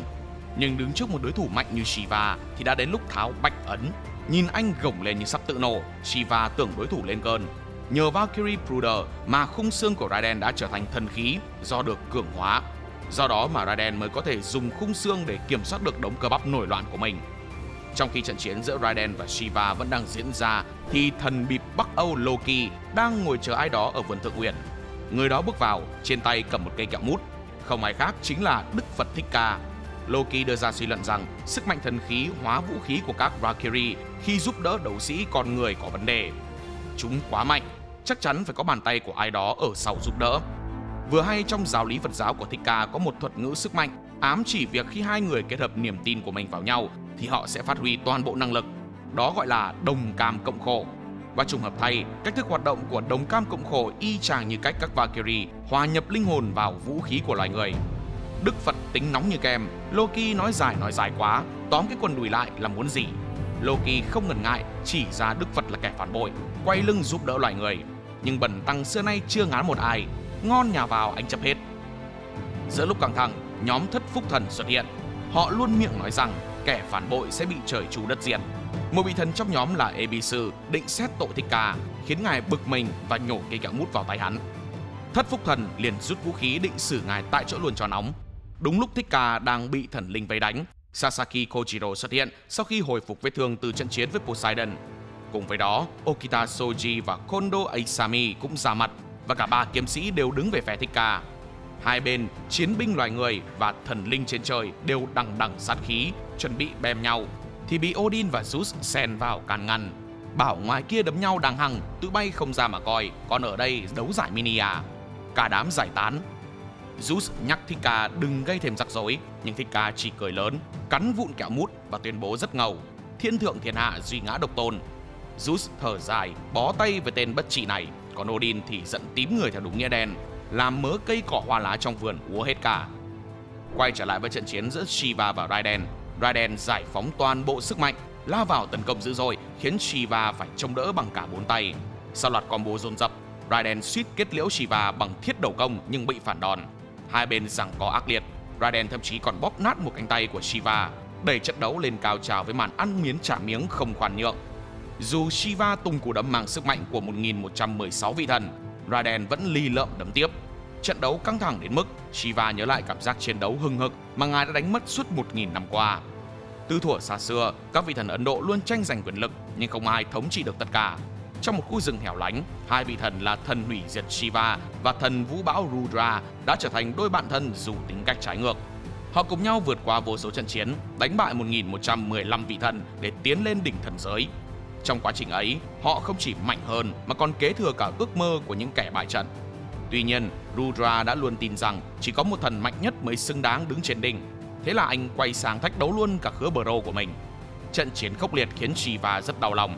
Khi Rudra vẫn không ngừng đứng dậy dù liên tiếp bị đánh gục, Shiva buộc phải tung đòn quyết định. Dù thắng, Shiva biết mình đã nương tay. Rudra cũng thừa nhận Shiva là người chiến thắng và giao lại toàn bộ ước mơ của 1116 vị thần cho anh gánh vác. Từ đó Shiva trở thành thủ lĩnh thần giới Ấn Độ, mang theo khát vọng của toàn bộ thần dân tiến vào trận chiến sinh tử với Raiden. Vị thần dùng vũ điệu chiến tranh liên tục tấn công khiến Raiden bị thương nặng, thậm chí còn dùng hỏa cước đốt cháy cơ thể đối thủ. Nhưng Raiden vẫn bình thản, sẵn sàng tung ra nốt thứ mà nãy giờ còn đang kiềm chế. Thực chất, dù khi xưa Raiden đã luôn kìm hãm Bách Ấn, nhưng sức mạnh của anh vẫn là quá lớn. Mặc dù vậy, mẹ Raiden vẫn cảm thấy biết ơn thần linh vì đã ban cho cậu sức mạnh kỳ diệu này. Mẹ luôn mong Raiden sẽ dùng sức mạnh đó để cứu giúp mọi người. Khi thiên tai xảy ra và nạn đói cướp đi mạng sống của nhiều người dân, Raiden quyết định lên đường tìm cách giúp đỡ dân làng. Cậu đến Edo với ước mơ trở thành võ sĩ sumo và kiếm tiền gửi về quê. Nhờ sự kèm cặp của Ozaki, Raiden đã học hỏi và luyện tập không mệt mỏi, trở thành võ sĩ sumo chuyên nghiệp. Sau 2 năm, cậu trở thành huyền thoại sumo, đánh bại rất nhiều đối thủ mạnh. Nhưng khi một lần nhìn thấy đối thủ run sợ trước mình, Raiden không muốn sử dụng sức mạnh của mình để ức hiếp người khác nữa. Từ đó đấu thì vẫn đấu để còn lấy tiền gửi về quê, nhưng Raiden không bao giờ xài đến 4 chiêu thức mạnh nhất của mình. Nhưng giờ đây, Raiden lại là một lần nữa sống trong không khí vật lộn với một đối thủ mạnh mẽ như thần Shiva. Anh có thể bùng hết sức mà chẳng cần do dự gì. Raiden giải phóng toàn bộ sức mạnh, tung cấm chiêu khiến Shiva bị đánh văng và bản thân cũng trọng thương. Dù có nguy cơ mất mạng, Raiden vẫn xin Valkyrie Pruder tiếp tục hợp thể để chiến đấu. Cả hai bên dốc toàn lực, thiêu đốt sinh mạng cho những đòn kết liễu. Shiva mất cả 3 cánh tay, còn Raiden thì gần như cháy rụi. Sau khi hai bên giao nhau 2 chiêu thức cuối cùng, Shiva phá hủy luôn cánh tay của Raiden. Biết mình không còn khả năng chiến thắng, Raiden cảm ơn Shiva vì một trận đấu tuyệt vời và bảo Pruder hãy rời đi. Nhưng Pruder chọn ở lại và tan biến cùng người mình yêu. Shiva công nhận Raiden là một chiến binh đích thực và tung cú đá biến Raiden thành sọ dừa. Cả khán đài nhân loại tiếc thương anh, các võ sĩ sumo tiễn biệt huyền thoại bằng nghi lễ dậm chân trang nghiêm. Trận đấu kết thúc với chiến thắng thuộc về Shiva. Dù thắng cuộc, nhưng Shiva vẫn phải thừa nhận với Zeus rằng nhân loại rất mạnh. Zeus chỉ biết cười. Sau đó lão già đến tìm Đức Phật. Đức Phật lúc này đang Netflix and chill, nhưng Zeus thì không chịu được. Ông đề nghị Đức Phật ra đấu trong trận tiếp theo, cũng là trận thứ 6. Phật Thích Ca thắc mắc sao ông già này khoái hơn thua với loài người như vậy. Zeus chỉ bảo rằng đã đánh là phải thắng, thế mới là thần chứ. Đức Phật nghe vậy cũng chỉ biết cười. Được, chốt kèo. Về phía chị em Valkyrie, trong lúc Brunhild còn cần trấn tĩnh để lấy lại tinh thần, thì Gear loạng quạng thế nào lạc vào phòng của Thất Phúc Thần lúc đi tìm bằng y tế. Ebisu đang cay tên Phật tổ chết bầm vì lúc nãy dám nhổ kẹo mút vào tay lão. Hắn bản mưu tính kế gì đó và nhắc đến cái tên Ray, người sẽ khiến Thích Ca chịu trời chu đất diệt. Phát hiện ra Gear đang thập thò bên ngoài, họ tưởng cô bé rình mò nghe lén nên hăm dọa cô. May có Jack đồ tể giải vây. Gear ban đầu vẫn còn căm tức Jack vì đã giết Hercules, nhưng nhớ lại hào quang chính nghĩa của anh, cô chỉ mỉm cười bảo Jack nghỉ ngơi đi vì ông có quá nhiều vết thương. Trận Ragnarok thứ 6 bắt đầu. Như đã hẹn, Đức Phật ra sân, bước đi giữa hào quang 8 hướng, từng bước ngài đi liên hoa nở rộ. Nhưng khi Thích Ca vừa xuất hiện thì Heimdall thấy hơi sai sai. Mắc gì ông là thần mà ông lại đi về vị trí của đấu sĩ nhân loại. Không để thắc mắc lâu, Đức Phật giật luôn cái kèn của Heimdall, dõng dạc tuyên bố mình sẽ về phe loài người. Cú sốc đó đã gây chấn động tam giới, hết thảy đều mắt chữ O mồm chữ A. Riêng với mấy thần thì các ngài ngoài ngạc nhiên còn kèm theo tức tối nữa. Quả bồ hòn này có ngậm rát lưỡi cũng không thấy ngọt, nhất là Zeus. Lúc trước mới tin đồng chí đồng đội ôm nhau thắm thiết, nay đã thấy Phật quay sang phản mình rồi, chả khác gì một trò hề. Nghe lũ thần thánh lèm bà lèm bèm điếc cả tai, Đức Phật rộng mạnh cái cây trường xuống đất, bảo im miệng hết đi, thần không cứu người thì ta cứu, ai cản đường bần tăng tiễn hết. Ai cũng sốc bay màu trừ Brunhild, vì trước đó Đức Phật đã tìm gặp cô. Ngài nhắc lại khi xưa lúc Brunhild đến nhờ ngài chỉ dạy về đồng cam cộng khổ. Liệu có phải là đã có ý định để ngài ra đấu không? Brunhild biết rõ không ai căm ghét thần thánh hơn Đức Phật. Ngài không phải là kiểu người dễ bị người khác sai khiến, không nghe theo bất cứ mệnh lệnh của ai cả. Việc cứu lấy nhân loại là tự ý muốn của ngài mà thôi, duy ngã độc tôn mà lại. Sau khi chứng kiến màn quay xe khét như hỏa hoạn của Đức Phật, Zeus đích thần xuất hiện bảo ông không phiền đầu nên cứ thoải mái mà tung hoành. Ban đầu Ragnarok quy định có 13 chiến binh mỗi phe, nhưng nếu Thích Ca muốn đứng về phía con người thì cũng chả sao, càng vui. Thậm chí Zeus còn mong được trực tiếp tái đấu với Thích Ca cơ mà. Thích Ca chẳng ngán ai, tuyên bố nếu Zeus tự nguyện thì ngài cho ông toại nguyện. Dù bị phe thần la ó, Thích Ca vẫn thản nhiên như không, còn Loki thì tức đến phát điên, nhưng tức thì tức chứ chả làm được gì. Phe thần bây giờ phải cử ra một đại diện mới. Thất Phúc Thần xuất hiện, trở thành đối thủ của nhân loại ở trận đấu lần này. Họ là 7 vị thần đại diện cho vận may trong thần thoại châu Á. Hermes bối rối không biết phải xem ai là đấu sĩ đại diện trong 7 người đó, bởi rõ ràng không thể để 7 người cùng đánh hội đồng một mình Đức Phật được. Nhưng 7 vị thần thật ra chỉ là một. Và ngay sau đó, màn hợp thể kỳ quái bắt đầu. Từng vị thần trong Thất Phúc Thần lao vào cơ thể của Bisha Monten. Cuối cùng, một cơ thể duy nhất hoàn chỉnh xuất hiện. Đó chính là Reifuku, bản thể thực sự của Thất Phúc Thần. Nhìn giống như một cậu thiếu niên vậy. Vừa xuất hiện, Reifuku liền tuyên bố sẽ tiêu diệt Thích Ca, rồi rút ra một cây rìu khổng lồ quấn đầy xúc tu, trông cực kỳ quái dị. Theo truyền thuyết, dù nhiều người tin có 7 vị phúc thần, sự thật là chỉ có một, và khi vị thần này hạ phàm, thiên giới sẽ lụi tàn, phúc phận sẽ biến mất. Thực ra trước kia, Reifuku là một vị thần thiện lương, từng sống gần gũi với con người, hấp thụ nỗi đau của họ để ban phát hạnh phúc. Reifuku từng cứu một cậu bé mắc bệnh hiểm nghèo bằng cách hút hết bệnh tật vào người mình. Từ đó cậu trở thành thần cứu thế trong mắt nhân loại. Nhưng khi trở lại ngôi làng năm xưa, cậu phát hiện ra những người từng được mình cứu giúp lại sống buông thả, ích kỷ và vô ơn. Ngay cả cậu bé được cứu cũng coi thường và chửi bới cậu. Reifuku không thể hiểu nổi vì sao mình đã hy sinh tất cả mà con người vẫn không biết trân trọng hạnh phúc. Cậu tuyệt vọng và bắt đầu hoài nghi lý tưởng của mình. Đúng lúc ấy, một đoàn người tu hành xuất hiện, đi đầu là Đức Phật Thích Ca. Đoàn người đi theo ngài tuy nghèo khổ nhưng gương mặt vẫn tràn đầy niềm hạnh phúc. Reifuku tức tối chặn đường Thích Ca để hỏi lý do vì sao cậu đã hấp thụ hết nỗi đau của nhân loại mà họ vẫn không hạnh phúc. Còn những người đi theo Thích Ca nhìn rõ là khố rách áo ôm nhưng sao vẫn toát lên sự thanh thản vậy. Thích Ca chỉ bình thản đáp rằng hạnh phúc không phải thứ có thể ban phát, nó là kết quả của sự nỗ lực, là thứ phải tự bản thân mình tìm và có được. Vậy nên, nơi nào có bất hạnh thì từ nơi đó mới có thể sinh ra hạnh phúc. Lời dạy của Thích Ca như một cú tát tỉnh thức tâm hồn đang lạc lối của Reifuku. Nhưng với một người đang ở tuổi nổi loạn, cậu lại xem đó là sự xúc phạm. Ghen tị với sự giác ngộ của Thích Ca, Reifuku bỏ đi trong uất ức. Nỗi đau và sự hận thù tích tụ biến tình yêu thương trong cậu thành căm hận. Cậu tách thành 7 bản thể, sinh ra từ 7 nỗi đau trong tâm hồn. Đó chính là thật phục thần. Họ cho rằng chính Đức Phật là nguồn cơn của sự đau khổ mà Reifuku phải chịu đựng. Và tên Phật kia hãy đợi đấy, có ngày bố làm gọi mày. Ngày đó cũng tới, nhưng ai làm gọi ai thì chưa biết. Mọi ánh mắt đổ dồn về đấu trường khi một trận chiến giữa đức tin và thù hận chuẩn bị khai hỏa. Reifuku vẫn múa rìu, miệng lải nhải hôm nay sẽ cho Thích Ca ăn đủ. Chưa gì Thích Ca đã đá cho cậu một cú vào thẳng bụng. Thậm chí ngài còn không biết đã gây thù chuốc oán gì với tên này. Cậu là ai, ngài còn chả nhớ. Cơn giận dữ bùng lên, Reifuku vung rìu định tấn công Đức Phật. Đó là rìu phủ hào, một vũ khí đặc biệt có khả năng hấp thụ bất hạnh. Nhưng bất chấp nỗ lực điên cuồng, Reifuku không thể chạm vào Thích Ca, khiến cây rìu ngày càng to hơn do hấp thụ chính sự thất bại của hắn. Ngài dễ dàng né tránh mà chẳng tốn một giọt mồ hôi nào. Brunhild giải thích rằng Ca có khả năng nhìn trước tương lai, khác với Kojiro có thể đoán được trước chuyển động của đối thủ qua phân tích trận đấu trong đầu. Khả năng nhìn thấu tương lai của Đức Phật là A lại giả thức, một năng lực chỉ những người đã đạt được giác ngộ mới chạm tới được. Càng thất bại, Reifuku càng phẫn nộ. Cơn giận đẩy cậu tới giới hạn, khiến cây rìu khổng lồ mọc thêm 7 lưỡi, tượng trưng cho 7 tầng bất hạnh, bao phủ cả đấu trường. Thích Ca lúc này mới sử dụng tuyệt kỹ nhập nhất diện Quan Âm, hóa cây trượng thành tấm khiên khổng lồ. Vũ khí giống như cây trượng mà Đức Phật cầm nãy giờ thực ra là thần khí lục đạo. Mỗi phần trong lục đạo tương ứng với một vị Quan Âm trong lục đạo luân hồi, sẽ tùy theo cảm xúc của Thích Ca mà biến đổi hình dạng. Sau khi tấm khiên chặn được cú bổ trời giáng, Thích Ca chuyển sang tấn công. Cảm xúc của ngài hòa quyện với lục đạo côn, biến nó thành niết bàn bổng.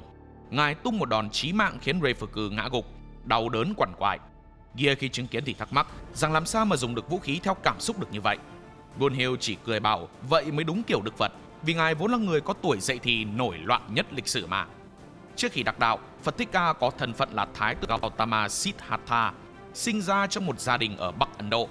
Siddhartha có trong tay mọi thứ, nhưng trong một lần đến thăm anh họ là quốc vương Jataka, được nghe chính người anh của mình tâm sự, cậu thái tử trẻ mới nhận ra địa vị hay tiền tài chẳng điều gì thực sự được coi là hạnh phúc. Jataka chẳng thiếu thứ gì, nhưng cho đến tận lúc sắp lìa đời, anh vẫn chẳng thể một lần được chọn lựa. Jataka đã ra đi khi chưa từng sống thật với chính mình. Cái chết của anh khiến Siddhartha bừng tỉnh. Tại lễ tang của Jataka, thay vì than khóc, Siddhartha vác quan tài của Jataka đi dọc con sông mà anh mình hằng mong muốn được thấy tận cùng. Vị thái tử cho rằng hạnh phúc không đến từ lời cầu nguyện hay địa vị, mà phải do chính bản thân mỗi người tìm ra. Từ đó, ngài từ bỏ vương vị, gia đình và bắt đầu hành trình cô độc tìm kiếm chân lý. Trong cuộc hành trình, Thích Ca gặp nhiều kẻ tu hành cực đoan đến mức hành xác, nhưng ngài đã khiến họ từ bỏ mê tín và sống tự do hơn. Từng bước, Thích Ca dần dần dắt mọi người thoát khỏi ràng buộc của giáo điều và khổ hạnh, bước vào một cuộc sống tự do và giác ngộ. Lúc này trước mặt của Thích Ca cũng là một đứa nhóc cần được giác ngộ. Reifuku liên tục tấn công nhưng không thể chạm tới ngài. Nỗi bất hạnh đau khổ của cậu đã đạt tới đỉnh điểm, khiến vũ khí biến thành bão trận phủ hào, lao về phía Thích Ca như vũ bão. Ngài cảm nhận được thằng nhóc đang dậy thì này có bất ổn về tâm lý. Không sao, cứ xả ra đi, ta đây sẽ đón nhận hết. Thích Ca biến vũ khí thành độc cổ kiếm và dễ dàng phá giải đòn đánh của Reifuku. Trên khán đài, khán giả đều nhận thấy Thích Ca đang áp đảo, khiến Reifuku tức giận vì luôn bị lu mờ trước Đức Phật. Đức Phật khuyên Reifuku hãy học cách yêu chính mình đi.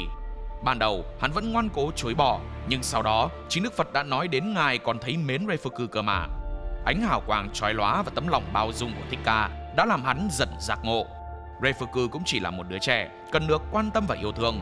Cây phủ hào tan biến, Thika cũng vứt vũ khí, rủ cậu đánh tay đôi để phân định thắng bại công bằng.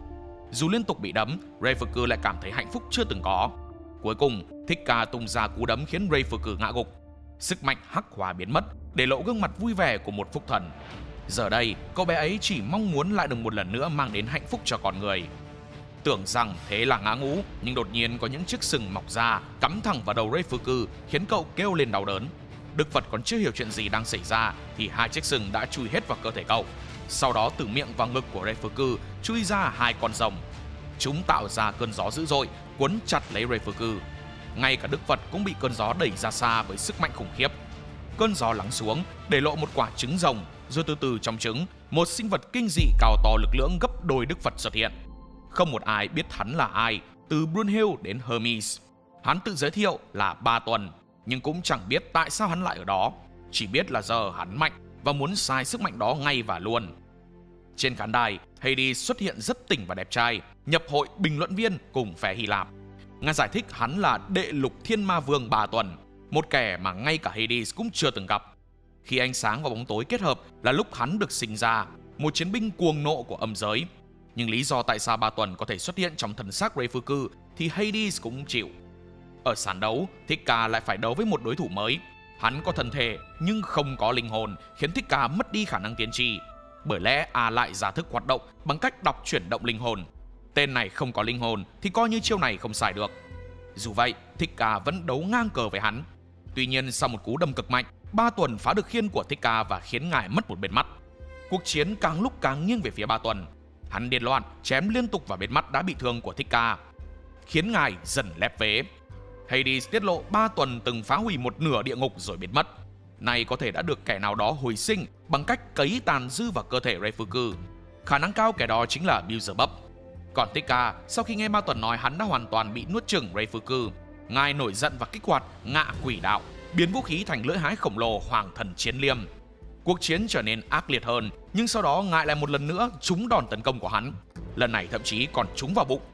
Dù trọng thương, Thika vẫn không bỏ cuộc, tuyên bố sẽ bảo vệ nhân loại đến cùng. Ngài chọc tức Ba Tuần bằng những câu mỉa mai khiến hắn nổi điên. Trong lúc giao tranh tiếp diễn, dù bị thương nặng, Thika vẫn trụ vững. Ba Tuần càng đánh càng hoảng loạn, đến mức tự xé tay để giữ tỉnh táo. Cuối cùng, hắn tung ra một chiêu cực mạnh, khiến lưỡi hái và trượng của Thika bị phá hủy hoàn toàn, đẩy Đức Phật bay ra xa. Phe thần thì hả hê, trong khi phe con người không ngừng cầu nguyện cho Thika.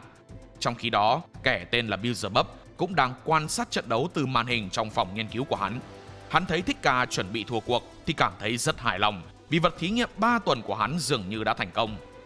Vũ khí duy nhất của Thika đã bị phá hủy bởi tên ma vương, khiến ngài chìm vào hố sâu tuyệt vọng. Bỗng một tia sáng bất ngờ xuất hiện bên cạnh, và khi Thika đưa tay với lấy thì chạm tay vào được một vật. Đức Phật bừng tỉnh, ngài lại một lần nữa đứng dậy. Lần này ngài phong thái tự tin khoe tóc như siêu mẫu. Đức Phật khoe nốt cán rìu phủ hào mà Reifuku để lại trước khi cậu bị tên ma vương kia hấp thụ. Sử dụng chính tuyệt kỹ đồng cảm cộng khổ, Đức Phật biến nó trở thành thần khí tối thượng của mình. Thay vì hấp thụ bất hạnh, nó hấp thụ tình yêu của nhân loại mà Thika đã truyền vào. Cây phủ hào đó biến thành cây đại viên tịch đao. Thika bắt đầu đối đầu ngang cờ với Ba Tuần, khiến hắn phải run sợ dù đã gần kiệt sức.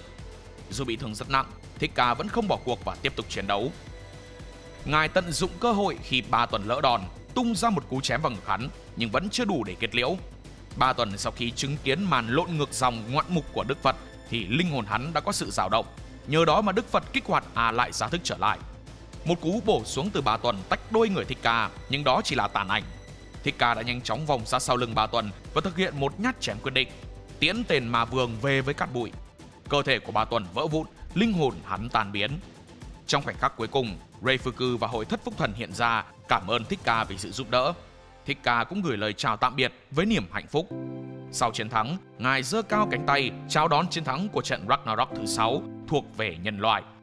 Tuy nhiên, sức lực của ngài đã cạn kiệt. Trước khi vào trị thương tích, ông Phật vẫn còn nhây bảo Brunhild có kẹo Buddha Chaps không mang cho cây mút chơi. Brunhild đã gửi lời cảm ơn Thika vì nhờ ngài mà nhân loại đã tiến gần hơn tới chiến thắng. Nhưng ngài tỏ vẻ trêu chọc, bảo Brunhild cứ cứng nhắc như thế là không tốt đâu. Chưa kịp nói gì thêm thì đã bắn tiết tứ tung, phải đẩy vội vào phòng bệnh. Lúc này, trong căn phòng của Beelzebub, Sau khi chứng kiến 3 tuần bại trận, hắn ngồi trầm ngâm đốt hết mớ giấy tờ nghiên cứu. Odin bước vào cảnh cáo hắn đừng dại gì mà dây vào cản trở. Các quý ngài Ares, Hermes và Zeus, bình luận viên phe Hy Lạp thì dĩ nhiên là cay. Thua mà không cay sao được. Đã thế còn phải tìm người thế chỗ cho Đức Phật để còn chiến tiếp. Bất ngờ, Hades tự đề cử mình ra sân. Lão máy dập xưa nay tưởng thằng anh hướng nội hết phần đời còn lại, ai dè nay lại phải tự mình tham chiến. Lý do của Hades thì vừa bình thường vừa cao cả, đó là trả thù cho thằng em Poseidon. Trái ngược với thái độ của các vị thần, Brunhild sau khi thấy phe loài người giành chiến thắng khoái chí ra mặt. Vừa mới bước vào phòng thì gặp Nostradamus. Anh ta giả dạng Brunhild định chôn chị em Valkyrie tí, khiến Brunhild phải hăm dọa còn nhây nữa là khỏi cho đại diện nhân loại luôn bây giờ đấy. Nostradamus thấy thế khóc lóc lạy lục, bảo khó khăn lắm mới được chọn, chứ ở dưới địa ngục thì bị lũ đầu trâu mặt ngựa hành hạ đủ điều, khổ hơn chị dậu nữa. Nhưng Brunhild không dễ bị lừa, vốn dĩ nếu muốn, Nostradamus có thể quay về bất cứ lúc nào, kể cả có phải hạ sát lũ gác cổng đi nữa. Anh ta lại ở đó chẳng qua là có lý do gì đó thôi. Nostradamus đã phạm phải điều cấm kỵ của thần linh, phá hủy cánh cổng Bifrost, nên là con người duy nhất bị đày xuống địa ngục. Bifrost là cánh cổng nằm trên con đường nối liền giữa âm giới và thiên giới. Bình thường con người sau khi chết sẽ được lên thiên giới, nhưng ai xâm phạm đến cánh cổng này sẽ bị ném xuống địa ngục và không bao giờ có thể quay lại thiên giới. Nostradamus nói thích thì phá cổng thôi, chả có lý do gì sất. Tin được không thì chưa biết, còn hiện tại anh ta ở đây chỉ để hỏi xem chừng nào tới lượt mình. Nhưng Brunhild bảo còn lâu, vì anh ta chính là Joker của phe loài người. Đúng lúc đó, thông báo vị thần tham chiến tiếp theo sẽ là Hades. Để đấu với vị vua âm giới đầy uy quyền này, Brunhild đã lựa chọn ra một vị vua khác của nhân giới. Chỉ có vua mới có thể đánh được với vua. Ở vị trí trên khán đài quan sát của bên Hy Lạp, tự nhiên ở đầu xuất hiện một tên phá cửa đi vào. Anh ta hất Ares xuống ghế, ngồi chễm chệ như đúng rồi, miệng không ngừng hào hào. Ares và Hermes còn đang ngáo ngơ chưa biết là ai, thì Brunhild và Gear đã hớt hải chạy tới, bảo thanh niên kia chuẩn bị đi, sắp ra sàn cho trận đấu thứ 7 rồi. Không ai khác chính là vị vua đầu tiên của Trung Hoa, Tần Thủy Hoàng. Ngài Tần bảo không cần đi đâu hết, nơi đầu chậm đến thì nơi đó chính là đường, mù đường thì nói thẳng đi là còn. Từ chỗ của các vị thần, quân của Tần Vương trải ra một tấm thảm đỏ cho ngài catwalk xuống sân đấu. Vừa bước xuống đến nơi thì đã gặp Valkyrie hỗ trợ là Alvis. Cô luôn miệng trách anh đi lung tung, báo hại mình đợi hết cả thanh xuân ở cổng cho đấu sĩ phe người. Tần ca chỉ nhẹ nhàng bế cô lên rồi dùng cái chất tổng tài tâu khựa dỗ dành. Nín đi nào cô bé ngốc nghếch của ta. Alviter yếu tiếng Trung thì làm sao mà cưỡng lại được hoàng đế Trung Hoa. Cô thực hiện Volunteer với Tần Thủy Hoàng, biến thành bộ giáp thần là khải tụ, bao phủ lấy hai cánh tay anh. Ngay sau đó Hades bước ra từ lối vào của mình. Ngài nhận được từ hộ cận của Poseidon mũi đinh ba của em trai mình và lắp nó vào vũ khí cầm trên tay. Khi Hades xuất hiện trên vũ đài, toàn thể chư thần phải nghiêm trang đứng dậy chào đón. Heimdall tuyên bố trận đấu bắt đầu. Hades ra đón trước, vị vua âm giới định xài nhất kích tất sát, kết liễu đối phương cho nhanh gọn lẹ. Nhưng Tần Thủy Hoàng né được, thậm chí khi Hades tiếp tục tung ra hàng loạt cú đâm thì Tần ca vẫn né tốt. Hades dùng tuyệt kỹ Persephone Kalikorono đâm xuống đất, lực chấn động lan truyền khiến một bên hông Tần Thủy Hoàng bị rách. Hades tiếp tục tung chiêu Persephone Roa, Tần Thủy Hoàng đáp trả bằng tuyệt kỹ Sibyl Khải Thức, thừa lực thiên phượng, dùng mu bàn tay trái đỡ đòn, hấp thụ năng lượng rồi phản ngược lại. Kết quả, đầu kia của cây đinh ba đâm trúng ngực Hades, hất ngải bay ra xa. Khi Hades nằm gục ở khán đài, Tần Thủy Hoàng mới bắt đầu xác nhận danh tính đối thủ. Vua của âm giới à? Nghe cũng ngầu đấy, nhưng trên thế gian này chỉ có một vị vua duy nhất là Tần Vương ta thôi. Xưa kia, trước khi Trung Hoa thống nhất, đất nước bị cai trị bởi ma thần Sibyl. Các vị vua chỉ được làm vua khi có sự cho phép của hắn. Sau khi thống nhất lục quốc vào năm 220 trước Công nguyên, Tần Thủy Hoàng lên Thái Sơn cử hành lễ phong thiện, nhưng thật ra là để đối đầu với Sibyl. Tại đỉnh núi, Sibyl đòi ông dâng 10.000 người và cúi đầu để được phong làm hoàng đế. Thay vì khuất phục, Tần Thủy Hoàng ném vào hắn một người lính đất sét làm vật tế, tuyên bố không cần sự công nhận của Sibyl và thề sẽ đánh bại hắn. Hai bên giao chiến suốt 6 ngày. Vào ngày cuối, vua Tần chiến thắng ma thần, mở ra kỷ nguyên để con người làm chủ vận mệnh Trung Hoa và được xưng tụng là vị vua khởi nguyên. Chiêu thức Tần Thủy Hoàng dùng là thứ ngài đã học được khi chiến đấu với Sibyl. Hades máu chảy đầy đầu, đã thế lại còn bị vua Tần kích tướng. Hỏi còn đánh nổi không? Hades hỏi thế nào mới là vua đích thực và nhận được câu trả lời đầy khí phách. Một vị vua thì không nghi ngờ, không khuất phục, không dựa dẫm, luôn dẫn đầu dân tộc. Hades hiếm khi cười, nhưng lần này lại bật cười lớn và Tần Thủy Hoàng cũng bật cười theo. Hai ông vua đứng cười như ngáo, nhưng Tần ca chỉ đang cười hùa thôi, chứ chả hiểu cái méo gì đang xảy ra mà tự dưng lại cười. Hades thừa nhận triết lý làm vua của Tần Thủy Hoàng khiến ông nhớ đến Poseidon. Hades giơ đinh ba lên cao và thề, với tư cách là anh trai của Poseidon, ông sẽ không bao giờ chịu thua trước một ông vua của nhân loại. Hades tung chiêu Persephone Titan, ép Tần Thủy Hoàng xuống đất, rồi khịa ngược lại hỏi vua Tần có chiến nổi không cu em. Tần Thủy Hoàng vẫn đứng dậy, cởi băng che mắt và tuyên bố mình còn khỏe chán. Hades tấn công liên tục khiến Tần Thủy Hoàng bị thương, nhưng thực ra là vẫn đang chờ thời cơ để phản đòn. Tần Thủy Hoàng thở ra một luồng hơi, bắn khí vào tay trái Hades để làm chậm chuyển động cánh tay, rồi nhân đó Tần Thủy Hoàng giật lấy cây đinh ba, đâm trả ngược lại Hades bằng thừa lực thiên phượng. Dù vừa mới ra tay với Hades, nhưng tự dưng Tần Thủy Hoàng lộ ra biểu cảm đau đớn, như thể chính mình vừa mới hứng đòn đó vậy. Hades thấy vậy thì hơi hỏi chấm, quái, mình lãnh đòn mà sao nó cũng đau. Mà thôi kệ đi, cả hai lao lên chiến tiếp. Tần Vương lại tranh thủ thời cơ thổi ra một luồng khí vào ngực Hades, khiến vị thần khựng lại. Tranh thủ lúc Hades đang đứng hình, Tần Thủy Hoàng dùng chiêu Sea View mâu thức, Thái Sơn lòng trào, đô nắt cho Hades một quả. Bị đánh văng ra, Hades ôm lấy vết thương. Lúc đó Hades nhận ra Tần Thủy Hoàng đã dùng hơi thở, thổi ra một khối không khí bắn vào các yếu huyệt trên cơ thể để làm rối loạn chiêu thức đối phương. Tần Thủy Hoàng mỉm cười, đôi mắt sáng lên như sao trời. Anh ta nói với Hades rằng mình có thể thấy tất cả các yếu thuật trong cơ thể đối phương để phát động tấn công vào đó. Đó cũng chính là chiêu Sea View nỏ thức, ba lưu quy. Nhưng một lần nữa, Tần Thủy Hoàng bất ngờ nhăn mặt vì đau, cũng ôm bụng như thể mình vừa mới bị đổ nát y chang Hades. Tần Thủy Hoàng than phiền rằng đó là lý do ngài không muốn dùng đôi mắt của mình khi chiến đấu. Đối với con người, không gì là toàn năng. Muốn có được một điều gì đó phi thường thì buộc phải đánh đổi lấy nỗi đau thương đương. Quay về quá khứ đau thương của Tần Thủy Hoàng, sau thảm sát Trường Bình năm 260 trước Công nguyên, mối thù giữa nước Triệu và Tần trở nên sâu sắc. Một năm sau, một hoàng tộc nhà Tần là Doanh Tử Sở, khi làm con tin ở Triệu đã có con với một vũ nữ. Đứa bé được đặt tên là Doanh Chính, sau này chính là Tần Thủy Hoàng. Khi Tử Sở được về Tần, ông bỏ lại hai mẹ con. Mới 2 tuổi, Doanh Chính đã bị chính cha mẹ và quê hương ruồng bỏ. Cậu sống trong một biệt phủ cũ kỹ ở Hàm Đan, bị binh lính Triệu khinh miệt. Năm lên 7, Doanh Chính gặp Xuân Yến, một người hộ vệ được cử đến để chăm sóc cậu. Xuân Yến dần cảm thông khi biết cậu mắc hội chứng đồng cảm cảm ứng. Mỗi khi có ai đó oán ghét hay bị thương vì cậu, cơ thể cậu cũng xuất hiện thương tích tương ứng. Xuân Yến tặng cậu chiếc khăn bịt mắt, trở thành người duy nhất đem lại cho cậu sự an ủi và tình thương. Năm 250 trước Công nguyên, Doanh Chính được đón về làm thái tử. Trên đường về, hai người bị quân Triệu phục kích. Xuân Yến anh dũng chiến đấu bảo vệ cậu và hy sinh tính mạng. Trước khi chết, cô tiết lộ từng có con trai bằng tuổi Doanh Chính nhưng đã chết trong thảm sát Trường Bình. Ban đầu đến gần cậu chỉ để trả thù, nhưng cuối cùng đã tin tưởng Doanh Chính rằng cậu là người có thể thay đổi thế giới. Trong phút cuối, Doanh Chính gọi cô là mẹ, còn cô gọi cậu là con. 3 năm sau, năm 247 trước Công nguyên, Doanh Chính lên ngôi vua khi mới 12 tuổi. Cậu đeo lại chiếc khăn Xuân Yến tặng và thầm hứa sẽ cùng cố bước tiếp con đường của một hoàng đế. Hades thì sau 2 lần ngờ ngợ cũng đã đoán ra được cơ chế đồng cảm cảm ứng của Tần Vương. Vị vua âm giới cho rằng việc cảm nhận nỗi đau của người khác là bất hạnh, nhưng Tần Thủy Hoàng phản bác. Chính vì có thể thấu hiểu nỗi đau ấy, ông mới xứng đáng là vị vua vĩ đại nhất. Tần Thủy Hoàng thừa nhận Hades rất mạnh, nhưng vì lời hứa với Xuân Yến, ông không thể thua. Hades gật đầu, nói rằng bản thân cũng có lời thề không thể nuốt lời, rồi lao tới. Tần Thủy Hoàng lại định tung chiêu bắn không khí vào yếu huyệt, nhưng Hades xoay đinh ba quanh người, làm lệch hướng các đòn bắn khí. Hades liên tục tấn công, khiến vua Tần nhất thời bị đẩy lùi. Hades định ra đòn kết liễu, nhưng Tần Thủy Hoàng lại phản công để tạo cơ hội tung ra Sea View kích thức, Bạch Hổ Hồ Nguyệt. Một cú đá lưỡi liềm đầy uy lực khiến Hades bị hất văng. Cánh tay Hades rách toạc. Vị vua âm giới thừa nhận sức mạnh xuất sắc của Tần Thủy Hoàng. Tần Vương cũng đáp lại một tiếng hảo.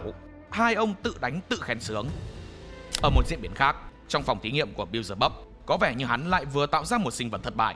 Đúng lúc đó Adamas bước vào, toàn thân là máy móc dây dợ như một cỗ máy.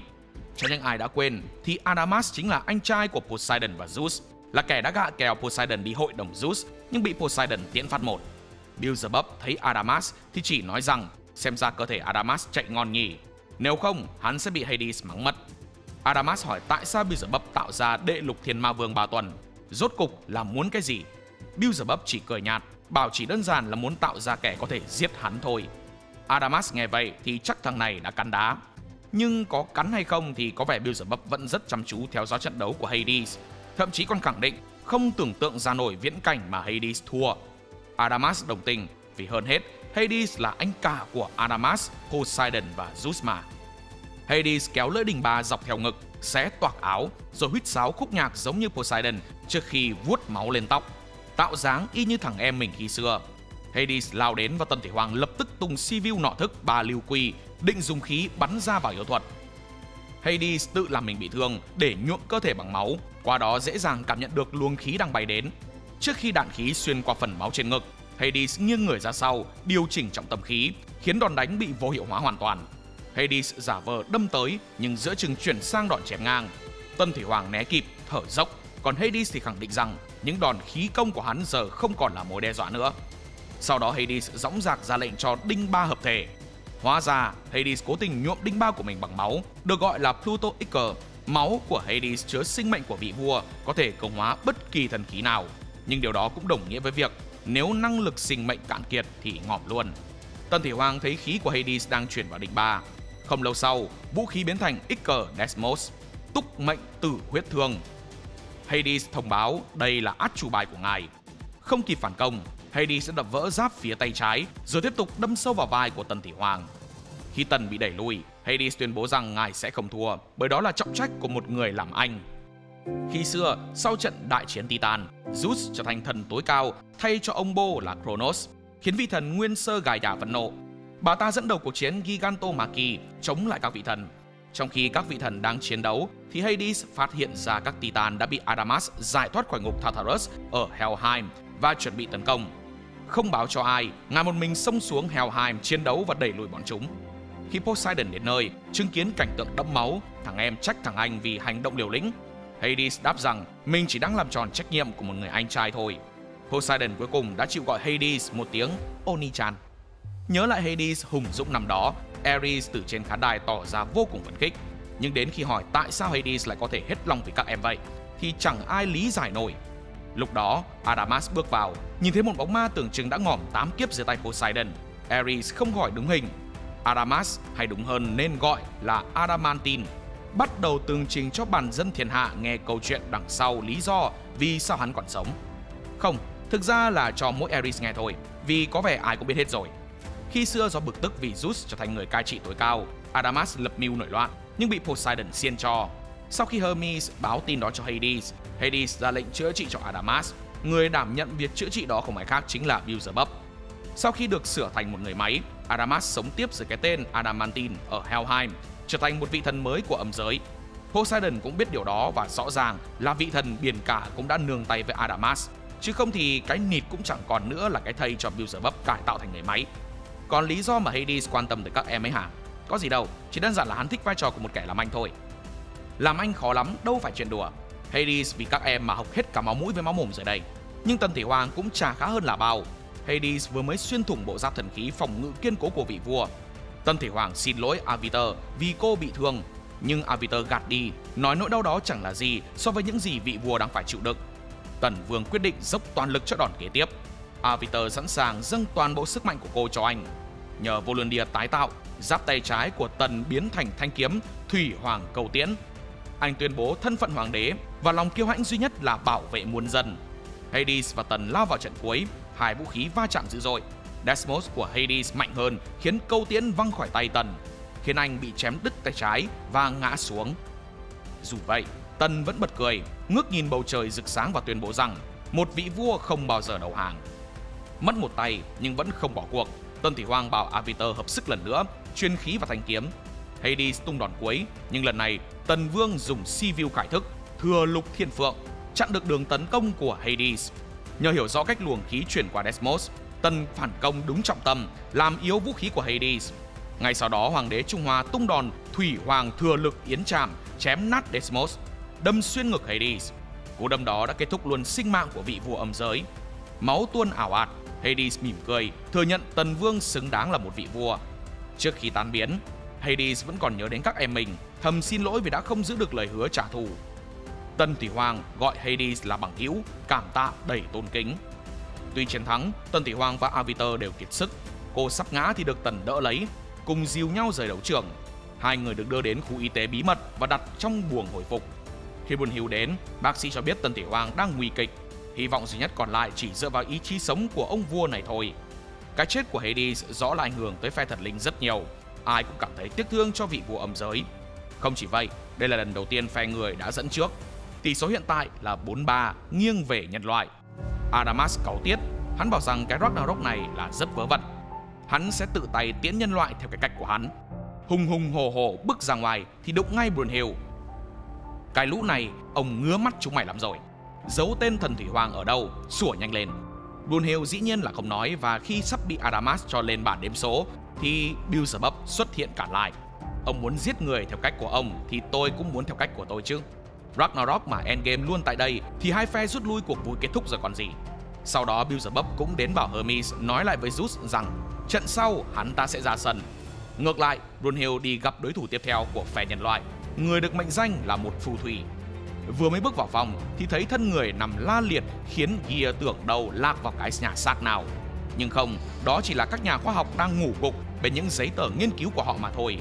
Đấu sĩ lần này không phải là chiến binh hay phù thủy, mà là nhà khoa học lỗi lạc nhất lịch sử, kẻ biến điều không thể thành có thể, chính là Nikola Tesla. Tiến hành volunteer với ông ta lần này là Valkyrie thứ 9 tên Gondun. Nhìn cô tỏa ra mùi cao sang học thức, không ai có thể hợp hơn với Tesla được nữa. Cô biến thành bộ áo giáp máy Super Automata Beta, và thần khí này chính là minh chứng cho việc khoa học sẽ vượt qua cả thần thánh. Mặc cho hai bên đang căng như dây đàn, Đức Phật mới chiến trận vừa rồi, vết thương còn chưa khỏi đã tót ra gốc bồ đề Netflix and Chill. Một thanh niên tên là Sakata Kintoki đến gặp ngài và được giao nhiệm vụ tìm hiểu về một kẻ có thể làm trao đảo cả Ragnarok này. Người đó là dũng sĩ diệt rồng Siegfried. Dự đoán sẽ là chìa khóa để mở ra bí ẩn đằng sau toàn bộ cục diện cả trận chiến. Trận Ragnarok thứ 8 khai màn, Beelzebub bước ra đại diện cho phe thần. Beelzebub còn có biệt danh khác là chúa tể của loài ruồi, là một tên ác ma bị Satan nguyền rủa. Đến cả thần linh nghe thấy tên hắn còn phải ngao ngán. Cũng giống như khi Jack Dote bước ra đại diện cho nhân loại, Beelzebub cũng chịu những ánh nhìn không mấy thân thiện từ phe thần linh. Người ta kể rằng khi Beelzebub ra đời, sấm sét đã giáng xuống thiêu rụi mọi thứ xung quanh. Từ đó Beelzebub bị xem là kẻ bị Satan nguyền rủa. Ai cũng xa lánh nên hắn dần khép mình. Một ngày nọ, khi đang cho kỳ lân ăn, hắn gặp ba thiên thần Lucifer, Azazel và Samael. Lucifer tò mò về Beelzebub nên đã tiếp cận và mời cậu nhập hội để cùng chơi. Đó là những người bạn đầu tiên của Beelzebub và hắn vô cùng quý trọng họ. Nhưng trong một lần cùng dạo chơi trong rừng, lúc tỉnh dậy, Beelzebub đã thấy cả ba người bạn của mình đã bị sát hại dã man. Tin rằng Satan là kẻ đứng sau, Beelzebub thề sẽ trả thù. Hắn tự cô lập và lao vào nghiên cứu về Satan. Một ngày, nữ thần Lilith, bạn thuở nhỏ của Lucifer xuất hiện và bảo Beelzebub nhận sự giúp đỡ của cô để cùng trả thù Satan. Họ đồng hành khắp Valhalla và Helheim nhưng không thu được kết quả. Một đêm, sau khi mơ thấy Satan giết bạn bè, Beelzebub bật khóc và hỏi tại sao Lucifer lại quan tâm đến mình. Lilith trả lời rằng Lucifer là như vậy, luôn cảm thông với những kẻ cô độc. Cảm động, Beelzebub hứa sẽ trả thù cho ba thiên thần và bảo vệ Lilith. Nhưng rồi trong giấc ngủ, tình yêu mãnh liệt dành cho họ khiến Beelzebub vô thức kích hoạt Demonic Destrudo, một trạng thái tàn bạo tựa như triệu hồi Satan, giết chết những ai hắn yêu quý. Satan mà Beelzebub đi tìm kiếm bấy lâu nay thực chất là bản thể tăm tối trong chính hắn. Chính nó đã giết ba người bạn và giờ đây còn khiến Beelzebub đâm xuyên tim Lilith. Sau khi tỉnh lại và nhận ra mình chính là Satan, cậu ôm lấy Lilith đang hấp hối. Trước khi chết, cô để lại một hình xăm lên ngực cậu để buộc cậu phải sống với những người đã khuất. Trở về hiện tại, đối thủ của Beelzebub là Tesla, đã chào sân với bộ giáp máy. Ông kết luận rằng Beelzebub cũng rất khác so với mọi ghi chép từng biết đến và hy vọng trận đấu này sẽ đem lại nguồn tư liệu nghiên cứu tuyệt vời. Tuy nhiên, Beelzebub lạnh lùng tuyên bố trận này sẽ kết thúc bằng việc Tesla bị tiêu diệt. Không hơn, không kém. Beelzebub mở đầu bằng một cú rộng mạnh cây trượng Apomius xuống đất, tạo ra một vết nứt toác cả mặt đất. Vết nứt đó lan đến chỗ Tesla rồi tiếp tục tiến về phía một cột đá và phá hủy nó. Ai nhìn cũng bảo là ma thuật, nhưng con mắt đầy hàm số của Tesla thì không. Ông thừa biết đòn tấn công đó sử dụng sức mạnh rung động, một loại chấn động cơ học và có thể phá vỡ vật thể dựa vào tần số sóng xung kích. Tesla phản công bằng cách truyền điện vào giáp, tung một loạt cú đấm bằng điện với tốc độ cao. Beelzebub dễ dàng né tránh. Tesla thay đổi chiến lược bằng cách không phát ra điện nữa nhằm đánh lạc hướng, nhưng Beelzebub đã dùng kỹ thuật Sorat Samek, cổng địa ngục, từ tay trái để đỡ, vô hiệu hóa cú đánh. Tiếp đó, Beelzebub phản công bằng Sorat Vap. thiên thần sa ngã Gluttony, tung trượng mạnh theo vòng cung tấn công. Tesla cố gắng đỡ nhưng không thể ngăn hoàn toàn và bị thương nặng, khiến bộ giáp Super Automata Beta bị tổn hại nghiêm trọng. Sở dĩ Beelzebub có thể vừa tấn công vừa phòng thủ như vậy là do năng lực của hắn có bản chất y như con người hắn. Beelzebub là một vị thần có hai khuôn mặt, lúc thì từ bi ban phát cơn mưa cho muôn loài, khi thì gieo rắc bệnh tật tai ương. Trong chiến đấu, cây trượng Apomius của hắn khi kết hợp với năng lực kia sẽ tạo ra một thế công thủ hoàn hảo. Khi dùng tay trái thì sẽ là phòng ngự, tay phải sẽ là tấn công. Nói cách khác, Beelzebub sở hữu khả năng kết hợp tấn công và phòng ngự mạnh nhất chỉ trong một đòn. Dù đối phương mạnh như vậy, nhưng Tesla vẫn chẳng tỏ vẻ gì là sợ. Thậm chí còn hỏi mượn đồ chơi của Beelzebub, nghiên cứu một lát trả tiền. Xui cho ông, Beelzebub lại là thanh niên nghiêm túc đúng chuẩn, đánh nhanh lên chứ không hơi đâu mà nhây nhưa. Đúng là cái chùa đứng chung với cái chợ. Ngay trước khi Beelzebub tung đòn định kết liễu, Tesla ngắt lời và cho rằng hắn đã quá tự mãn. Tesla nói đã sẵn sàng và kích hoạt tuyệt kỹ Gametria Zone, nhà tù của thần thánh. Đó là một lồng điện khổng lồ bao trùm lấy cả hai. Trong không gian giới hạn 9,63m x 9,63m đó, Tesla tuyên bố thằng bố mày mới là thần. Nền tảng của Gametria Zone là một hệ thống phản trọng lực. Người ta đồn rằng nghiên cứu này của Tesla đã bị lấy đi bởi Hoa Kỳ hoặc Liên Xô sau khi ông chết. Bộ giáp Super Automata Beta từ Valkyrie trong lúc chiến đấu, nó có thể giải các hạt Tesla. Khi đủ số lượng sẽ phản ứng với lõi Tesla để kích hoạt hệ thống phản trọng lực. Tesla lao tới với tốc độ cực đại khiến Beelzebub buộc lòng phải thủ bằng Sodat Samek, nhưng vẫn bị rách vai vì không kịp chống đỡ hoàn toàn. Tận dụng ưu thế tốc độ, Tesla liên tục công kích và tung ra nhiều cú đánh liên tiếp, xuyên thủng phòng ngự khiến Beelzebub ho ra máu và văng ra. Dù Beelzebub cố gắng phản công và tuyên bố Tesla sẽ không thể đánh trúng hắn thêm lần nào nữa, Tesla vẫn giữ bình tĩnh. Ông khoanh tay tích tụ năng lượng rồi đột ngột biến mất và xuất hiện phía sau đối thủ, tung ra một cú đấm sấm sét cực mạnh, gây ra vụ nổ dữ dội. Dù kịp giơ tay đỡ, Beelzebub vẫn lãnh chọn cú đánh kinh hoàng khiến hắn bị xé toạc y phục và ngã xuống đất. Đó là kết quả từ kỹ thuật dịch chuyển tức thời mà Tesla gọi là Tesla Warp, một công nghệ từng gây ra bi kịch trong thí nghiệm Philadelphia sau khi ông qua đời, nhưng giờ đây đã được hiện thực hóa tại Ragnarok. Đứng dậy, Beelzebub nhanh chóng phân tích 3 điều kiện để Tesla dịch chuyển: cần thời gian chuẩn bị, có giới hạn phạm vi và số lần sử dụng hạn chế. Điều đó được minh chứng bằng việc một cuộn cảm Tesla Coil trên bộ giáp của Tesla đã phát nổ. Hắn cũng nhận ra loạt chuyển động liên tiếp trước đó thực ra là để dẫn dụ đối phương vào đúng vị trí dịch chuyển. Tesla hào hứng khi đối thủ hiểu được cơ chế của mình. Ông giải thích thêm rằng thuật dịch chuyển đó chỉ hoạt động trong Gematria Zone, cần 63 giây để sạc, và các cú đấm trước đó là để tích tụ các hạt năng lượng quanh chiến trường. Một cuộn Tesla Coil đã được dùng, nên giờ ông chỉ còn lại 2 cuộn. Cả Beelzebub lẫn mấy ông bà nhà khoa học đều chỉ biết cạn lời khi nghe Tesla tiết lộ mánh khóe chiến đấu cho đối thủ như tâm sự với Bro lâu năm. Nhưng với Tesla thì khoa học chỉ có thể phát triển nếu được chia sẻ tự do, còn che giấu tri thức là tội lỗi. Beelzebub bật cười rồi lại ho ra máu. Cơn đau kéo hắn trở lại với những ký ức về Hades. Sau khi biết được sự thật về bản thể Satan trú ngụ trong người, Beelzebub cảm thấy bản thân chứa đầy tội lỗi và khao khát được chết. Thế nhưng vì hình xăm trên ngực mà Lilith để lại, hắn không thể chết, thậm chí còn không thể chủ động để người khác kết liễu mình. Trong tuyệt vọng, hắn xông vào lâu đài của Hades và thách đấu ngài để mong được chết phứt đi cho rồi. Sau trận chiến, Beelzebub thú nhận với Hades rằng hắn muốn chết vì nghĩ hình xăm là lời nguyền của Lilith để trừng phạt hắn. Đúng là người trong cuộc thì lúc nào cũng bị mù. Hades bèn giáo huấn cho thằng ngố này nhận ra. Nghe thôi cũng biết đó là lời cầu nguyện của Lilith chứ nguyên rủa ở đâu ra. Nàng muốn Beelzebub sống, và thay vì suốt ngày chăm đi chết thì hãy nghĩ coi nên sống như thế nào để chuộc lại lỗi lầm khi xưa. Nghe xong, Beelzebub mới thấm ra. Cuối cùng Beelzebub quyết định sống một cuộc đời tàn nhẫn và đau khổ để chuộc lỗi, thay vì tìm kiếm cái chết một cách dễ dàng. Hades tặng cho hắn trượng Apomius, coi như để kỷ niệm khoảnh khắc được thông não. Chừng nào não bít lại lần nữa thì lúc đó hắn thách đấu Hades tiếp.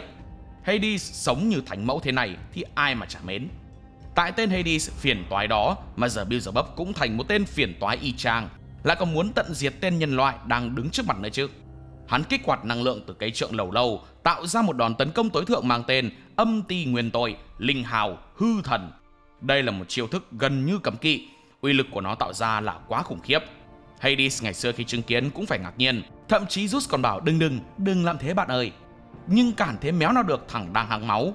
Hư Thần kích hoạt tạo nên một vụ nổ hủy diệt, phá hủy toàn bộ Gematria Zone và khiến cả Beelzebub lẫn Tesla bị thương nặng. Tuy nhiên, Tesla vẫn sống sót nhờ một cuộn cảm trên giáp đã vỡ tung để giúp ông giảm sát thương. Beelzebub phải công nhận Tesla là đối thủ phi thường, nhưng cũng chỉ vậy thôi, giờ là kết thúc. Tesla bình tĩnh tuyên bố rằng với nhân loại thì không có cái gì gọi là kết thúc. Quay trở lại với quá khứ của Tesla, khi còn là một cậu nhóc, Tesla rất thích đến căn cứ bí mật của anh trai mình là Dan Tesla để xem anh đang phát minh gì. Cả hai gọi phòng nghiên cứu bí mật đó là Gematria Zone. Dan từng nhận lời trưởng làng chế tạo cối xay gió, nhưng qua đời trong một cơn bão khi đi kiểm tra công trình. Cái chết của Dan khiến Tesla đau đớn, nhưng cũng truyền cảm hứng để cậu tiếp tục con đường khoa học. 6 năm sau, Tesla cải tiến bản thiết kế cối xay giúp nó hoạt động, và từ đó dành trọn cuộc đời cho nghiên cứu. Ông không ngừng hiến dâng cho khoa học, cả khi còn sống lẫn sau khi đã qua đời và lên thiên giới. Kể cả khi đã chết, sự cống hiến vì tiến bộ loài người vẫn diễn ra, thì không có gì gọi là kết thúc của nhân loại ở đây cả. Tesla tái tạo lại Gematria Zone và tiếp tục tấn công bằng những cú đấm điện mang tên Tesla Step, dồn Beelzebub vào thế phòng thủ. Dù có thể bị tổn hại nghiêm trọng sau đòn hư thần, nhưng Beelzebub vẫn vùng lên phản đòn. Khi các đòn tấn công liên hoàn khiến cơ thể hắn rạn nứt, hình xăm của Lilith xuất hiện như muốn ngăn hắn lao vào chỗ chết. Nhưng lần này, Beelzebub không tìm cái chết, hắn chỉ là đang chiến đấu bằng cả sinh mạng mình. Beelzebub thi triển Sorath Tau, lời nguyện bóng tối, khiến Tesla trọng thương. Mặc dù hứng chọn một đòn tấn công tưởng như bất khả chiến bại, Tesla vẫn khen ngợi kỹ thuật của Beelzebub là phi thường và là chất liệu nghiên cứu hoàn hảo. Dù ở tình thế nào đi nữa, Tesla vẫn chỉ nhìn về tương lai phía trước. Ông xứng đáng là một tên cứng đầu, là vị phù thủy đem tới tiến bộ cho toàn nhân loại. Và giờ đây, ánh sáng đó lại được một lần nữa thắp lên trong trái tim loài người, cùng hướng về một tầm cao mới. Dồn chút sức tàn cuối cùng, Tesla đã để toàn thân mình bùng cháy trong luồng điện rực rỡ, là ánh sáng của khoa học và niềm tin vào tương lai. Những cú đấm cuối cùng như cơn mưa dữ dội trút xuống Beelzebub, không chỉ là đòn tấn công, mà là khát vọng cháy bỏng của một con người muốn vượt qua giới hạn. Beelzebub mình đầy máu vẫn gồng mình chống đỡ. Trận chiến lúc này thực sự là cuộc va chạm giữa hai linh hồn, một bên là tiến bộ và hy vọng, một bên là bóng tối và sự trừng phạt. Tesla khuỵu xuống, cơ thể rệu rã, nhưng ánh mắt ông vẫn sáng. Vẫn chưa hết, ông tung đòn cuối cùng, giương tay phải ra chuẩn bị đấm Beelzebub. Nhưng trước khi cánh tay đó chạm đến chúa ruồi thì đột nhiên nó biến mất như vừa bị cái gì đó cắt ngang. Beelzebub sững sờ, hóa ra Tesla đã dùng phép dịch chuyển Tesla Warp cho cánh tay phải, khiến nó dịch chuyển ra sau lưng Beelzebub. Đồng thời, Tesla dùng tay trái để tung một cú đấm khác, tạo thế gọng kìm.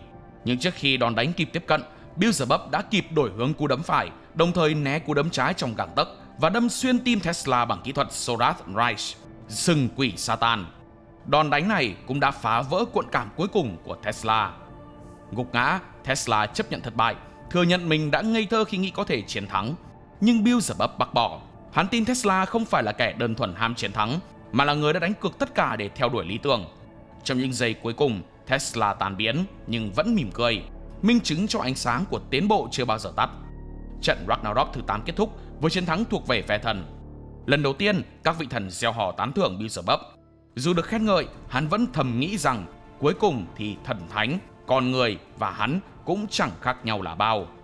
Loạng choạng tựa vào tường, hắn lặng lẽ tự hỏi không biết Hades sẽ nghĩ gì đây. Sau trận này, thần và người đều đang hòa nhau. Sau 8 trận chiến, nhiều chiến binh đã phải bỏ mạng. Lúc này Brunhild đã trở về phòng của cô. Ở đó có di ảnh của tất cả 7 đấu sĩ đã tử trận trong các trận trước. Và giờ đây có thêm di ảnh của Tesla. Brunhild khóc thương cho tất cả bọn họ. Chợt Đức Phật Thích Ca từ đâu xuất hiện, bảo lúc nào Brunhild tới gặp ngài cũng khóc thế nhỉ. Thực ra là ông lẻn vào phòng của Brunhild, chứ cô có tới gặp hồi nào đâu. Đã vậy còn chễm chệ trên ghế ngậm kẹo như thể nhà mình. Thực ra Đức Phật muốn đến xác nhận với Brunhild một thứ. Ngài nhắc đến một cái tên của dũng sĩ diệt rồng Siegfried, với danh phận là bạn trai cũ của Brunhild. Trước đây, anh ta đã bị đày xuống Tartarus. Đức Phật thắc mắc liệu Ragnarok và Siegfried có liên quan gì với nhau không. Brunhild chỉ phủ nhận, nhưng là phủ nhận việc Siegfried là bạn trai cũ của cô. Nói rồi nàng Valkyrie bỏ đi, để Phật tổ ở lại ngơ ngác như con nai vàng. Cùng lúc đó tại Tartarus, hai khứa gác tù đang bàn tán sôi nổi về trận Ragnarok vừa rồi. Bọn chúng đi ngang qua phòng giam của một bán thần và hỏi xem liệu anh ta nghĩ gì về kết quả chung cuộc. Nhưng người đó còn chưa kịp trả lời thì hai thằng nhận ra mình không được nói chuyện với tên tù nhân đó. Anh ta chính là Siegfried, nhân vật vừa được nhắc tên trong cuộc hội thoại giữa Đức Phật và Brunhild. Siegfried nói không ngờ Brunhild lại cố gắng đến mức này và mong rằng cô đừng gắng sức quá. Trong khi đó, phe thần Hy Lạp đến tìm gặp đấu sĩ tiếp theo mà theo lời Ares thì là một tên tự luyến bóng bẩy. Y như lúc Brunhild gặp Raiden, Ông thần này cũng đang phê tận nóc trong bồn tắm với một dàn harem. Đó chính là Apollo, vị thần thứ 12 trong 12 vị thần Olympus. Theo anh ta, sự hy sinh của những chiến binh trước đó là một sự hy sinh cao đẹp nên không cần phải tỏ ra thương tiếc làm gì. Apollo còn được mệnh danh là thần mặt trời. Vì vậy trước những lời cổ vũ của dàn hậu cung cộng với lời mời từ Zeus thì không thể nào lại từ chối cơ hội tỏa sáng được. Apollo đồng ý trở thành đấu sĩ tiếp theo phe thần. Còn bên phe người, Brunhild tìm đến gặp vua Leonidas, vị vua vĩ đại của dân tộc chiến binh Sparta. Leonidas lúc này trông như đang đi nghỉ mát ở Hawaii. Thế Brunhild đến mời thì phất tay bảo đi về đi. Ông một là trận đầu, hai là trận cuối. Mời trận thứ 9 thì spotlight ở đâu ra. Nhưng Leonidas không biết rằng Brunhild là bậc thầy khích tướng. Cô nhắc đến cái tên thần mặt trời Apollo là chạm đúng điểm G của Leonidas. Ông lập tức đồng ý ra đấu trận này. Trận Ragnarok thứ 9 khai màn. Trong khi vua Leonidas chào sân như một mãnh tướng hùng hổ đại diện cho một dân tộc thiện chiến bậc nhất lịch sử, thì Apollo lại chứng minh là Ares nhận xét đúng với một màn ra mắt vô cùng tự luyến bóng bẩy. Sự ngựa bà của ông thần tỏa hào quang chói lóa khiến hội chị em thiếu điều muốn thi đẻ với Âu Cơ. Leonidas nhìn Apollo khinh bỉ ra mặt. Ngay khi Heimdall tuyên bố bắt đầu, Leonidas mở màn bằng một cú bật người thần tốc, nuốt gọn điếu xì gà và rộng khiên thẳng vào Apollo, tạo ra một trận bụi mù rung chuyển cả đấu trường. Apollo né được nhưng liền lên lớp, chê cú đòn vừa thô vừa hoang dã, rồi trách Leonidas hỗn xược, thiếu tôn trọng thần thánh. Đáp lại, Leonidas chỉ mỉa mai bảo Apollo vẫn y như xưa, khiến Apollo ngẩn tỏ te. Ủa, gặp nhau hồi nào vậy? Leonidas nhận mình là hội trưởng hội anti-Apollo trên khắp thế gian. Ông kể lại quá khứ, năm 480 trước công nguyên, khi vua Xerxes đệ nhất của Ba Tư dẫn 300.000 quân tiến đánh Hy Lạp, hội đồng trưởng lão Sparta quyết định không giao chiến do tuân theo lời sấm của thần Apollo. Theo lời sấm thì trong thời gian diễn ra lễ hội Khania, không ai được phép tiến hành các sự kiện quân sự. Leonidas phản đối kịch liệt, địch đánh tới đít rồi mà giờ còn sấm với trà truyền. Ông phá luôn tượng thần Apollo và tuyên bố đó là thời điểm cần phải chiến đấu theo đúng tinh thần của Sparta. Thần thánh kệ thần thánh. Khi Leonidas rời đi, một binh sĩ tên Haggis đã tình nguyện theo ông, mở đầu cho 300 chiến binh Sparta khác cùng nhập cuộc. Trận Thermopylae bắt đầu, 300 người Sparta đấu với 30 vạn quân Ba Tư. Ít ra thì cũng còn có lý hơn là 100 thằng đàn ông với một con khỉ đột. Hình ảnh của Leonidas khi ấy đã trở thành biểu tượng truyền cảm hứng cho toàn dân tộc Sparta. Giờ đây họ đang hết lòng cổ vũ cho ông trước trận chiến với thần mặt trời. Apollo nghe xong thì thắc mắc mình có lỗi ở chỗ nào. Ngay từ đầu, ta ban sấm truyền để tụi bay không đánh nhau, sống hòa bình vui vẻ cho sướng thân còn gì. Mà nếu cưng muốn nói chuyện với chế thì cưng phải quỳ xuống đã nhé. Chứng kiến cái thái độ cợt nhả và ưỡn ẹo của Apollo càng khiến Leonidas điên tiết. Chưa 30 thì chưa phải là Tết, chưa hết trận chiến chưa biết ai phải quỳ. Ông kết hợp với Valkyrie Gerolun tạo ra thần khí, biến chiếc khiên Aspis thành một lưỡi cưa khổng lồ. Vua Leonidas phóng thẳng lưỡi cưa về phía thần mặt trời. Apollo bắt được vũ khí nhưng không thể ngăn lực tác động và bị đánh văng. Apollo giảm thiểu sát thương bằng thân khí mang tên sợi chỉ của Artemis, lộn một vòng trên không rồi hạ cánh an toàn. Sợi chỉ của Artemis là thần khí thuộc cấp mạnh nhất thiên giới, bị thiên biến vạn hóa, không khỏi gây khó khăn cho Leonidas. Ông tung ra liên tiếp 2 chiêu thức để đẩy lùi Apollo, nhưng vị thần đều dùng sợi chỉ Artemis đỡ ngon lành. Còn không quên tạo dáng như thể đang đi Paris Fashion Week chứ không phải đi đánh nhau. Khi đang tấn công tới tấp, Apollo nghe thấy tiếng người Sparta than phiền về cách chiến đấu của mình. Phe người thì bảo ăn gì mà né hoài vậy, tấn công đi có phải Leonidas thắng rồi không? Phe thần thì bảo ai để đánh nhau mà ngu đến mức lao vào nguy hiểm, phải biết đánh thông minh chứ. Trước những lời bàn tán đó, Apollo dùng chỉ tạo ra 2 đường song song trên mặt đất, thu hẹp khu vực chiến đấu lại. Với tư cách là thần mặt trời, ngài phải đáp ứng mong đợi của mọi người. Zeus lý giải rằng sức mạnh của Apollo thực ra có nguồn cơn từ niềm tin và kỳ vọng của mọi người đặt vào vị thần. Hào quang bùng nổ, Apollo bước vào trạng thái vầng dương bất diệt. Chiến binh Sparta chẳng mấy vui vẻ, chỉ thêm cay. Gerolun cũng hiện thân, phẫn nộ vì bị xem thường, nâng cấp vũ khí của Leonidas thành chùy tròn và một tấm khiên nhỏ nối bằng xích. Hai bên lao vào nhau. Sau vài lần giao chiến, Apollo dùng sợi chỉ trói chặt Leonidas, dùng hết sức từng cú đấm chói lòa Artemis Alenkos. Khi tưởng rằng đã thắng, Apollo bất ngờ bị dính thiết đầu công, mũi gãy, sợi chỉ bung, thần mặt trời choáng váng. Leonidas bồi thêm cho một cú nữa nện Apollo xuống đất. Vị thần lúc này đang ở tư thế không khác gì quỳ. Vua Sparta không bỏ lỡ cơ hội mỉa mai. Apollo lảo đảo đứng dậy với một vết sẹo dài trên mặt, Còn Leonidas thì bảo thôi, thần đừng có chống lại Sparta nữa. Chẳng ai có can đảm mà dám đứng trước dân tộc chiến binh này đâu, về ngủ đi cho lành. Nhưng Apollo vẫn đứng dậy, thẳng thừng bảo ai trên tầm mặt trời chả biết gì về cái đẹp. Chính lúc này, khi đốt cháy linh hồn chỉ để chiến đấu, Apollo mới đang ở hình thái đẹp đẽ nhất. Trong thời Hy Lạp cổ đại, quái vật rắn Python bị cả thần linh lẫn loài người ruồng bỏ nên đã gieo rắc kinh hoàng tại Delphi. Dù thần Ares từng cử quân ngăn chặn nhưng đều thất bại. Apollo đã tự mình xuống trận đối đầu với Python dù chẳng ai nhờ. Python phấn khích khi gặp Apollo vì coi vị thần là đối cực hoàn hảo với mình và muốn hủy hoại vẻ đẹp ấy. Tuy nhiên, hắn bị Apollo hạ gục chỉ bằng một cú đấm. Dù thua, Python vẫn ngoan cố, khiến Apollo thích thú và quyết định đấu tiếp vào hôm sau. Trong những ngày kế tiếp, Apollo liên tục đánh bại hắn, ngày nào cũng solo rồi one hit, khiến Apollo đâm ra làm lạ, hỏi lý do vì sao. Lúc đó Python mới bộc lộ nỗi lòng là hắn tủi thân vì bị body Samsung. Thứ thần sinh ra ở vạch đích như Apollo thì hiểu cái nỗi khỉ khô gì về nỗi khổ của mấy đứa xấu ma chê quỷ hơn. Cảm động, Apollo gọi tâm hồn Python là đẹp, chia sẻ chính mình cũng từng tầm thường và phải nỗ lực vươn lên. Thông não trí thuật của Apollo soi dọi Python như mặt trời chất lý chói qua tim, khiến con quái vật từ bỏ hận thù và xây đền thờ Apollo, khắc dòng chữ hãy biết chính mình. Để trở nên hoàn mỹ hơn, Apollo sẽ không ngừng thiêu cháy linh hồn mình, càng cháy càng sáng, càng bóng loáng càng ngầu. Leonidas bất ngờ trước lời nói đó, thậm chí còn tỏ ra thích nó, rồi tuyên bố sẽ dốc hết toàn lực giết chết vị thần. Apollo thấy thế khen Leonidas, hàm hồ lỗ mãng đấy, nhưng mà ít ra cũng biết bản thân mình là ai, thế được tính là đẹp rồi. Rồi Apollo thu chỉ về, sau đó triệu hồi ra một cỗ máy khổng lồ hình nữ thần cực oách xà lách tên là Moonlight of Artemis. Với vũ khí cực đại và cung tên ánh sáng khổng lồ, thần bắn một phát xuyên thẳng người Leonidas như xiên thịt nướng, thậm chí phá toang cả bức tường đấu trường. Gerolun thấy tình hình nguy cấp, liền hóa thành chiếc khiên cho Leonidas phòng thủ. Apollo không dừng lại mà tiếp tục bắn ra một loạt mũi tên ánh sáng, khiến Leonidas thủng như cái rổ. Gục xuống nhưng vẫn cười tỉnh bơ với Valkyrie trấn an. Apollo định tung một đòn kết thúc sớm cho bớt đau khổ, thì ăn ngay một cú phản đam từ vị trí của vua Sparta. Leonidas dùng khiên đập ngược mũi tên khiến tay phải của vị thần rách toạc, máu chảy tòng tòng. Leonidas mắng thẳng vào mặt ông thần. Ông nghĩ người đứng trước mặt ông là ai mà bày đặt kết thúc sớm bớt đau khổ. Apollo thấy thế cũng cười, đó mới chính là tên cứng đầu ta ghét cay ghét đắng. Hai khứa vốn trước giờ đấu võ mồm không trượt phát nào, giờ đã cảm nhận được điểm chung gì đó ở đối phương, rồi tán dương nhau như hai người đàn ông đích thực. Leonidas thì khen Apollo nam tính, Apollo thì bảo Leonidas đẹp. Khi Apollo hỏi vì sao Leonidas chiến đấu, ông rít xì gà, nói rằng con người không chọn được cách sinh ra, nhưng có thể chọn cách sống và chết. Vì vậy, ông chiến đấu theo tiếng gọi của linh hồn và ước vọng ích kỷ của chính mình, và mong rằng dân tộc Sparta cũng được như thế. Kết cục, dù mũi tên bạc bị nghiền nát, nhưng Apollo vẫn đấm xuyên qua người Leonidas. Trước khi tan biến, Leonidas vẫn hỏi xem các chiến binh Sparta có đang chứng kiến không. Haggis bật khóc, gào lên, nói Leonidas là chiến binh vĩ đại nhất trong lịch sử Sparta. Leonidas mỉm cười mãn nguyện.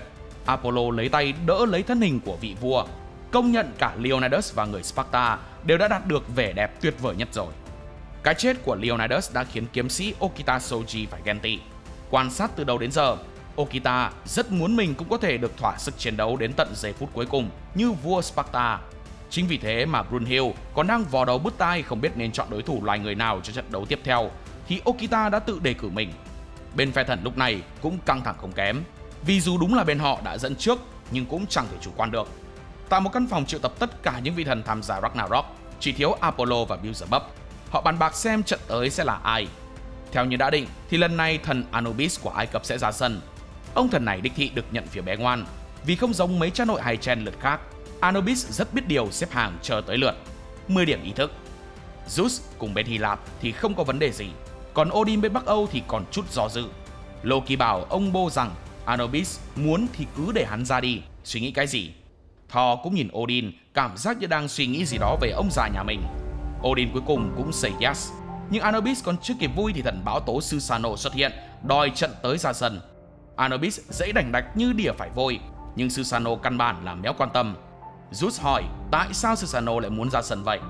Ông thần trả lời vì đối thủ con người sắp tới sẽ là Hitokiri mạnh nhất nhân loại, thì phải để một Kamikiri mạnh nhất thiên giới đối đầu mới xứng tầm. Susano biết được ai là đấu sĩ nhân loại tiếp theo là nhờ Hermes nghe lén lúc Brunhild chọn người. Ares còn tranh thủ chê nhục quá ma ơi, thân là thần mà đi nghe lén. Shiva thì nhìn Anubis y như nhìn mình hồi xưa, ăn rồi bị chen hàng suốt, nhưng ít ra không trông hèn thế kia. Anubis nói chuyện với Susanoo như nói chuyện về khúc gỗ, chán quá thôi thì đành nhường, đúng là liêm không ăn được lì. Sau cuộc họp, Odin gặp Brunhild và hăm dọa cô ngừng được rồi đấy. À không, đúng ra là Loki chứ không phải là Odin. Thánh lừa lọc cosplay Odin để chôn Brunhild tí, nhưng đùa này không vui, Brunhild đã căng. Cô nhận ra trong phát 1, nhưng dĩ nhiên là chả dành đâu mà chơi đùa với Loki. Loki bị cho ăn quả bơ bèn rối rít ngăn Brunhild lại, bảo rằng anh ta muốn giúp cô. Phế thần chỉ cần ăn 2 trận nữa là coi như số cô cũng tận. Odin chẳng dại gì mà sau đó không tiễn cô lên bàn đếm số. Nhưng không sao, vì đã có cái miệng của anh đây. Đến trẻ con khóc nghe mồm mép Loki còn phải nín, thì ông khọm khó tính kia không phải là vấn đề. Brunhild nghe thế vậy chỉ cười nửa miệng. Xin lỗi, chứ giá chị đây không như mớ rau ngoài chợ đâu, đừng mơ chị quỳ xuống lạy lục. Vả lại, dù kết quả như thế nào đi nữa, một mình cô sống sót thì có nghĩa gì đâu. Dám chơi dám chịu, đồng quy vu tận mới là phải đạo. Loki cáu giết, rõ ràng có thiện chí thế mà Brunhild đáp trả không khác gì nhổ toẹt bã nước bọt vào lòng tự tôn của mình. Loki nhắc đến cái tên Siegfried. Dù gì nếu cứu được anh ta thì cũng tốt hơn cho Brunhild mà. Cô chỉ khựng lại đôi chút rồi bảo không liên quan gì đến Loki. Thay vì lo chuyện thiên hạ thì lo thân mình đi. Loki bị Brunhild thật dội cho 2 gáo nước lạnh, đành quay về phòng tâm tình với Brunhild giả. Đó là một mô hình mà thần lừa lọc đã tự làm ra để thẩm du tinh thần, cho thấy anh đây đích thị là một sim lọ cô nàng Brunhild. Dù có lừa cả thế giới đi chẳng nữa thì cũng bị con quỷ tình yêu bẫy thôi. Nghe đớn dùm Loki luôn. Trong lúc thằng con Loki đang làm boy si tình thì ông bố Odin bị Đức Phật đang cosplay Sherlock Holmes chặn đầu. Đúng là đời con ăn mặn đời cha khát nước, đã thế còn bị Phật đặt cho cái biệt danh Din Din, nghe không thể dễ thương hơn. Đức Phật bật mốt suy luận. Trước đây, Siegfried bị đày xuống Tartarus theo lệnh của Odin, nhưng vấn đề là anh ta chỉ ăn cắp ma kiếm Gram của Odin và giết con rồng cưng Fafnir mà ông già yêu quý. Nhưng tội đó dù có mạo phạm đến Odin đi nữa thì cũng không nặng đến mức bị nhốt dưới Tartarus. Nặng là phải kể đến những hành vi như phản lại thiên giới hay ám sát thần thánh cơ. Thêm vào đó, từ buổi gặp mặt lần trước, Đức Phật biết Siegfried là người yêu của Brunhild, nên có lẽ cô đã khởi xướng Ragnarok để cứu anh. Và có vẻ Odin không thích điều này. Liệu có phải khi Siegfried thoát khỏi ngục thì Odin sẽ gặp phải một bất lợi nào đó không? Odin nhốt Siegfried dưới đó cũng là để che giấu anh cho kế hoạch gì đó của lão chăng? Đức Phật tung một tràng rồi hỏi dồn Odin, bảo tóm trong một câu thôi cho nhanh nhà bao việc. Phật vừa dứt lời xong, Odin đã tỏa sát khí ngùn ngụt, bảo mi nói hơi nhiều rồi đấy, biết tới đó rồi thì đi bán muối đi là vừa. Hai người đang chuẩn bị bem nhau thì Beelzebub từ đâu nhảy tọt vào, bảo cho nhập hội với. Tôi cũng muốn biết, cảm giác Phật cứ ở đâu là đồng minh xuất hiện ở đấy nhỉ? Beelzebub không lòng vòng, huỵch toẹt ra luôn rằng mục đích của Odin là tái sinh lại vị thần Sơ Nguyên. Trong lúc nội bộ thần thánh lục đục thì trận chiến thứ 10 giữa kiếm sĩ Okita Shoji và thần Susanoo bắt đầu. Đấu trường được tái hiện theo bối cảnh của Kyoto cuối thời Edo. Susanoo là người bước vào đấu trường trước. Heimdall giới thiệu đây là vị kiếm thần Kami-Kiri mạnh nhất thiên giới. Thuở xa xưa, ông đã chiến đấu với bát đại kỳ xà bằng thanh thập quyền kiếm. Sau khi hạ gục con quái, một thanh kiếm khác mọc lên từ đuôi nó. Đó chính là thần khí Thiên Tùng Vân Kiếm. Cầm thanh kiếm đó, Susanoo đã đánh bại các ác thần tại cõi trời Taukamagahara. Do bản thân quá mạnh nên Susanoo bị kính sợ bởi sức mạnh đó của chính mình. Đối đầu với Kami-Kiri mạnh nhất là Hitokiri mạnh nhất. Okita Shoji, một thiên tài kiếm thuật vào cuối thời Mạc Phủ, người đã nhuộm đỏ cả Kyoto lẫn Osaka bằng thanh kiếm của mình. Khi Heimdall ra hiệu bắt đầu trận đấu, Susanoo lại quay sang hỏi kiếm sĩ trẻ rằng tòa nhà bên phải có phải là Ikedaya không, và Okita xác nhận điều đó. Nghe vậy, Susanoo lập tức gieo hò hào hứng và nhắc lại sự kiện Ikedaya, nơi chỉ 4 thành viên Shinsengumi đã chém hạ 20 chiến binh trung thành Ishin Shishi đến từ Choshu và Tosa. Điều này cho thấy Susanoo có sự hiểu biết sâu sắc và lòng tôn kính đặc biệt với các kiếm sĩ thời Mạc Mạt, xem họ là những người đã đưa kiếm đạo lên tới đỉnh cao, tạo nên một hình thái nghệ thuật mang tên Hitokiri. Vì vậy, ông đã chờ đợi rất lâu để có thể đối mặt với Okita. Cuộc chiến thực sự bắt đầu sau đó, với Okita là người ra đòn trước. Hai bên liên tục tung chiêu và đối đáp với tốc độ cực cao, cho thấy sự ngang tải ngang sức. Khi Okita kích hoạt trạng thái quỷ tử, thể chất và tốc độ của cậu tăng vọt do tim phải bơm máu gấp 3 lần bình thường. Thậm chí mắt cậu còn chuyển sang màu đỏ, đẩy trận đấu lên một tầm cao mới. Cú đánh của cậu đã phá hủy bao kiếm của Susanoo, làm lộ ra thanh thần kiếm Trảm Quỷ Thiên Tùng Vân, một kiệt tác do cả con người và thần thánh cùng rèn nên, nâng cấp từ Thiên Tùng Vân Kiếm. Susanoo bước vào thế kiếm tối thượng, thần la bát bạch vạn. Thoạt nhìn ai cũng thấy đây chỉ là một thế thủ bình thường, nhưng những ai là kiếm sĩ đều sửng sốt. Người đầu tiên nhận ra sự khác biệt đó là Okita, vì tư thế này trông như bất động nhưng thực ra lại bao hàm mọi thế kiếm của mọi trưởng phái trên đời. Tuy nhiên, Okita không hề nao núng, cậu chuyển sang trạng thái vô thế, sử dụng những chuyển động không thể đoán định khiến Susanoo gặp khó khăn trong phòng thủ. Nhờ đó, Okita giáng được đòn trúng đầu tiên vào ngực vị thần. Quỳ xuống đất, Susanoo thừa nhận rằng ông đang thực sự hưng phấn vì đây là lần đầu tiên cảm thấy sức nóng của một trận chiến đích thực. Susanoo là một trong những vị thần quyền năng và cao quý nhất trong thần thoại Nhật Bản.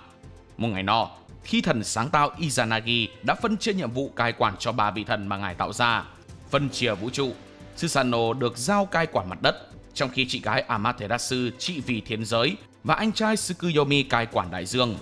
Sau khi tiếp nhận trọng trách, Susanoo hạ giới đến Izumo, đi khắp nơi diệt trừ quái vật đe dọa loài người. Một ngày nọ, ông chứng kiến một cậu bé dùng kiếm gỗ bảo vệ em gái khỏi một con quái vật khổng lồ và thậm chí còn đánh bại nó. Khi được hỏi, cậu bé nói mình được truyền cảm hứng từ thần thoại Susanoo diệt rồng và làng cậu đã sáng tạo ra kiếm thuật từ đó. Điều này khiến Susanoo dù là thần kiếm nhưng lại nhận ra mình chưa từng hiểu nghệ thuật dùng kiếm.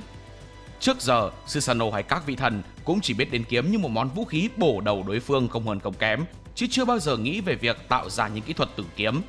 Lần đầu tiên cảm thấy rung động trước nỗ lực của con người, ông đặt tên cho nghệ thuật ấy là kiếm thuật và cúi đầu xin cậu bé nọ chỉ dạy cho mình. Amaterasu và Tsukuyomi không chấp nhận việc thần linh học hỏi loài người, cho rằng đó là sự sỉ nhục. Susanoo chấp nhận bị lưu đày khỏi thiên giới, từ bỏ địa vị của mình để ở lại trần thế, lặng lẽ che giấu danh phận để có thể học hỏi kiếm thuật từ nhân loại. Ông đặc biệt ấn tượng với kiếm thuật thời kỳ mạc mạt ở Kyoto, cũng chính là thời điểm nghệ thuật Hitokiri được khai sinh và truyền cảm hứng bất khuất cho vị thần. Susanoo chưa từng nghĩ rằng sẽ có một ngày được đối đầu với Okita Shoji, huyền thoại Hitokiri mạnh nhất thời đó.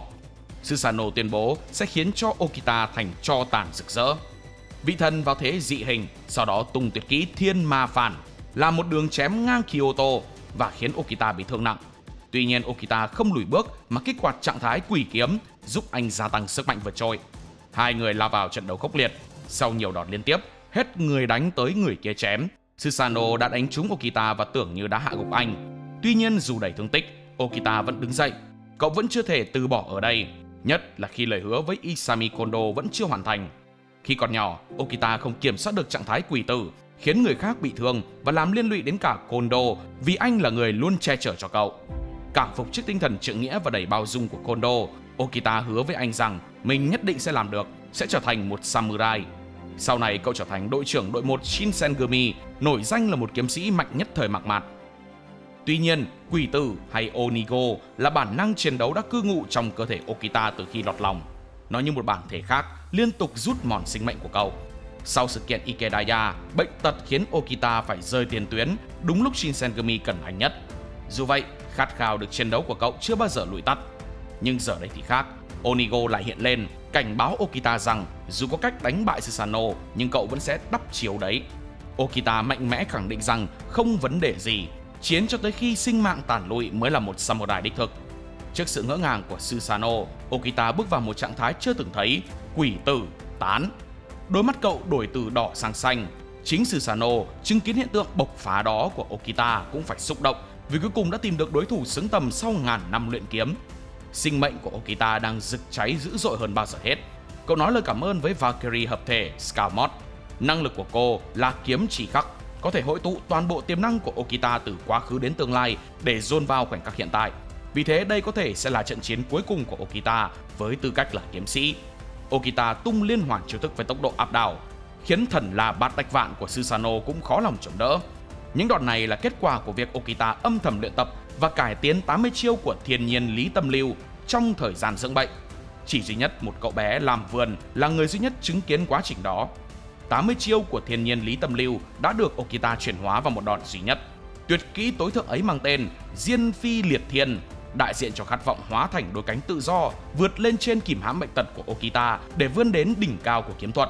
Susanoo dần kiệt sức trước chuỗi công kích, nhưng vẫn gầm lên đối đầu. Okita cảm ơn ông vì đã giúp anh chạm tới giới hạn bản thân, rồi tung ra đòn kết thúc quỷ trảo tam đoạn đột, phá vỡ thanh kiếm và đâm trúng Susanoo. Okita quỵ xuống, tưởng rằng trận đấu đã kết thúc, nhưng không, Susanoo vẫn đứng vững. Vị thần ném thanh kiếm gãy sang một bên, rồi chắp hai tay lại như thể đang cầm một thanh kiếm vô hình.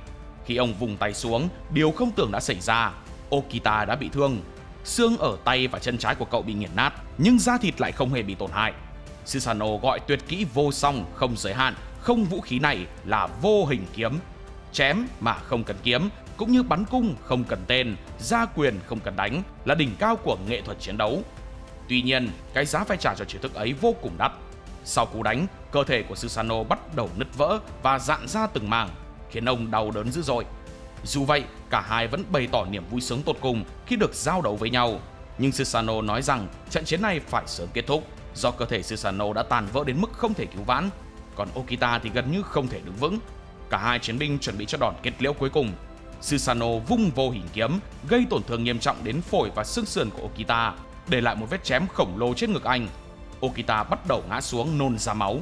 Tuy nhiên, trước tiếng gào thét của đồng đội, Okita lấy lại thăng bằng, bật người lao đến Susanoo, tung ra đòn tất sát cuối cùng, Thiên Tường Tam Đoạn Đột.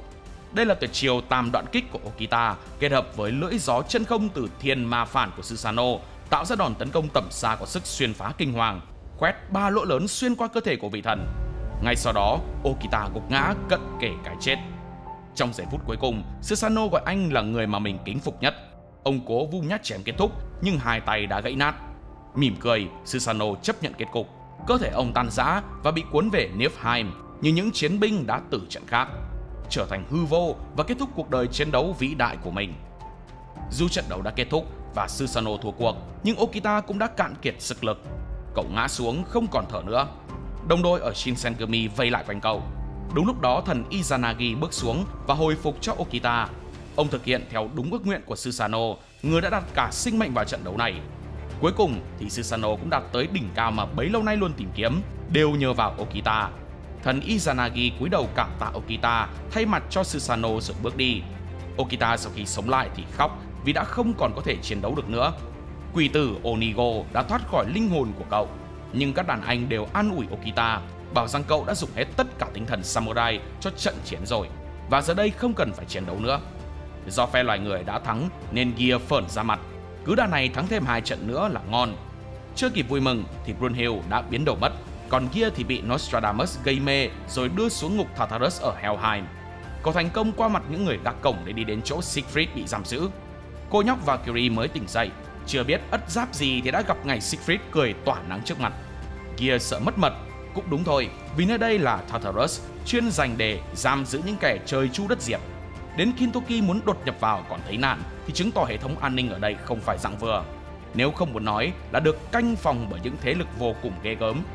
Tại đây, Nostradamus mới tiết lộ thân phận của mình là bác sĩ riêng của Siegfried do chính Odin yêu cầu.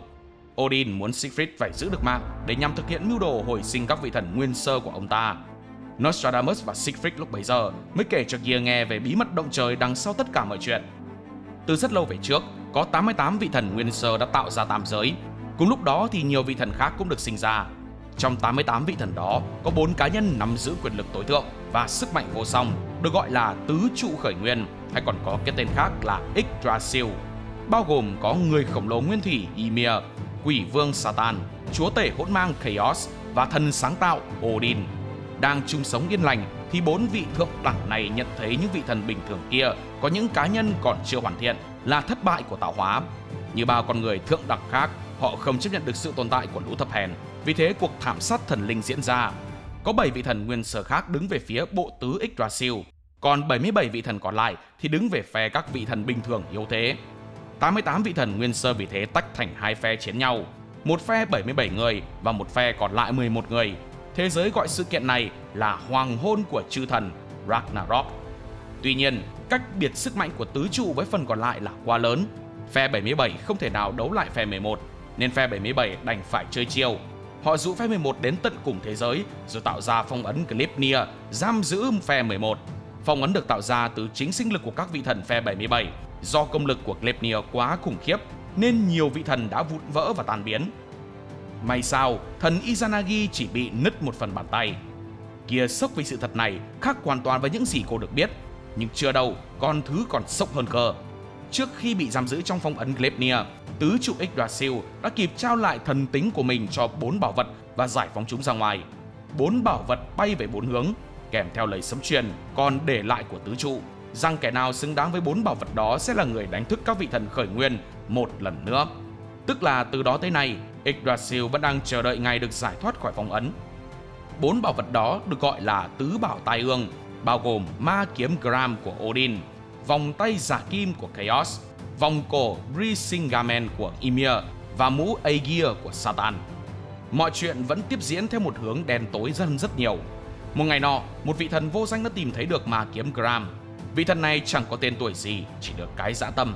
Anh ta rút cây kiếm ra và hấp thụ sức mạnh của nó. Nhờ sức mạnh đó mà anh ta chinh phục các vị thần Bắc Âu, rồi được thờ phụng như một vị thần tối cao. Kẻ đó không ai khác, chính là Odin mà bấy lâu nay mọi người vẫn luôn biết đến và tưởng là thật. Tức là vị thần vô danh này đã nhận được thần tính từ bảo vật của Odin, hàng Rio, để trở thành một Odin clone. Nguy hiểm hơn nữa là nhờ sự chỉ dẫn của ma kiếm Gram mà Odin clone đã thu thập đủ hết 3 bảo vật còn lại. Tuy nhiên, để giải phóng Gleipnir thì không chỉ có thế là đủ, còn phải hy sinh thêm 2 thứ nữa. Một là nước sinh mệnh. Nước sinh mệnh thực chất chính là sinh mệnh của toàn bộ nhân loại. Nói cách khác, sự sống của loài người sẽ trở thành vật hiến tế để giải phóng ấn Gleipnir. Bấy lâu nay, Odin đã dùng hội nghị Valhalla để qua đó định đoạt tồn vong nhân loại nhằm phục vụ cho mục đích hiến tế. Còn vật hiến tế thứ hai là vật chứa nguyên thủy. Đây thực chất là một vị thần có khả năng tương thích với cả tứ bảo tai ương cùng với nước sinh mệnh của toàn bộ nhân loại. Trong suốt thời gian qua, Odin clone đã không ngừng tìm kiếm vật chứa đó. Cuối cùng ông ta đã tìm thấy, và để không ai làm hại được báu vật đó, Odin đã giam giữ vật chứa dưới ngục Tartarus. Vật chứa nguyên thủy không ai khác, chính là Siegfried. Odin cho Nostradamus làm bác sĩ cho Siegfried cũng là để giữ cho anh ta không chết trước khi âm mưu hoàn thành. Về cơ bản, nếu mưu đồ của Odin thành công, Siegfried do là vật chứa nên oằng là lẽ đương nhiên. Nhưng sau đó thảm sát thần linh sẽ lại diễn ra, và rồi cả thế giới này cũng sẽ oằng hết thôi. Gear cuối cùng cũng hiểu vì sao Brunhild khơi màn Ragnarok lại còn đứng về phe nhân loại. Nếu phe thần chiến thắng thì chẳng khác nào đặt dấu chấm hết cho cả con người lẫn thần linh. Gear cảm động vì chị Brunhild của cô đã sống không khác gì những con thiên nga của Tchaikovsky. Nhưng quay trở lại với mục đích mà cô bị đưa xuống đây nghe kể chuyện cổ tích, Nostradamus và Siegfried nói rằng do Gear chính là mảnh ghép cuối cùng của bọn họ. Trong khi Gear còn đang bận sốc thì Brunhild đã đi gặp Loki. Thật là một chuyện lạ, đến Loki cũng thấy bất ngờ. Nhưng thần lừa lọc không ngờ rằng Brunhild đến là để cầu xin Loki ra sân trong trận tiếp theo. Tức là không khác gì bảo Loki viết sẵn gì chúc đi, vì dù gì Brunhild cũng đã tìm được một đại diện có thể cho ông thần này đi bán muối rồi.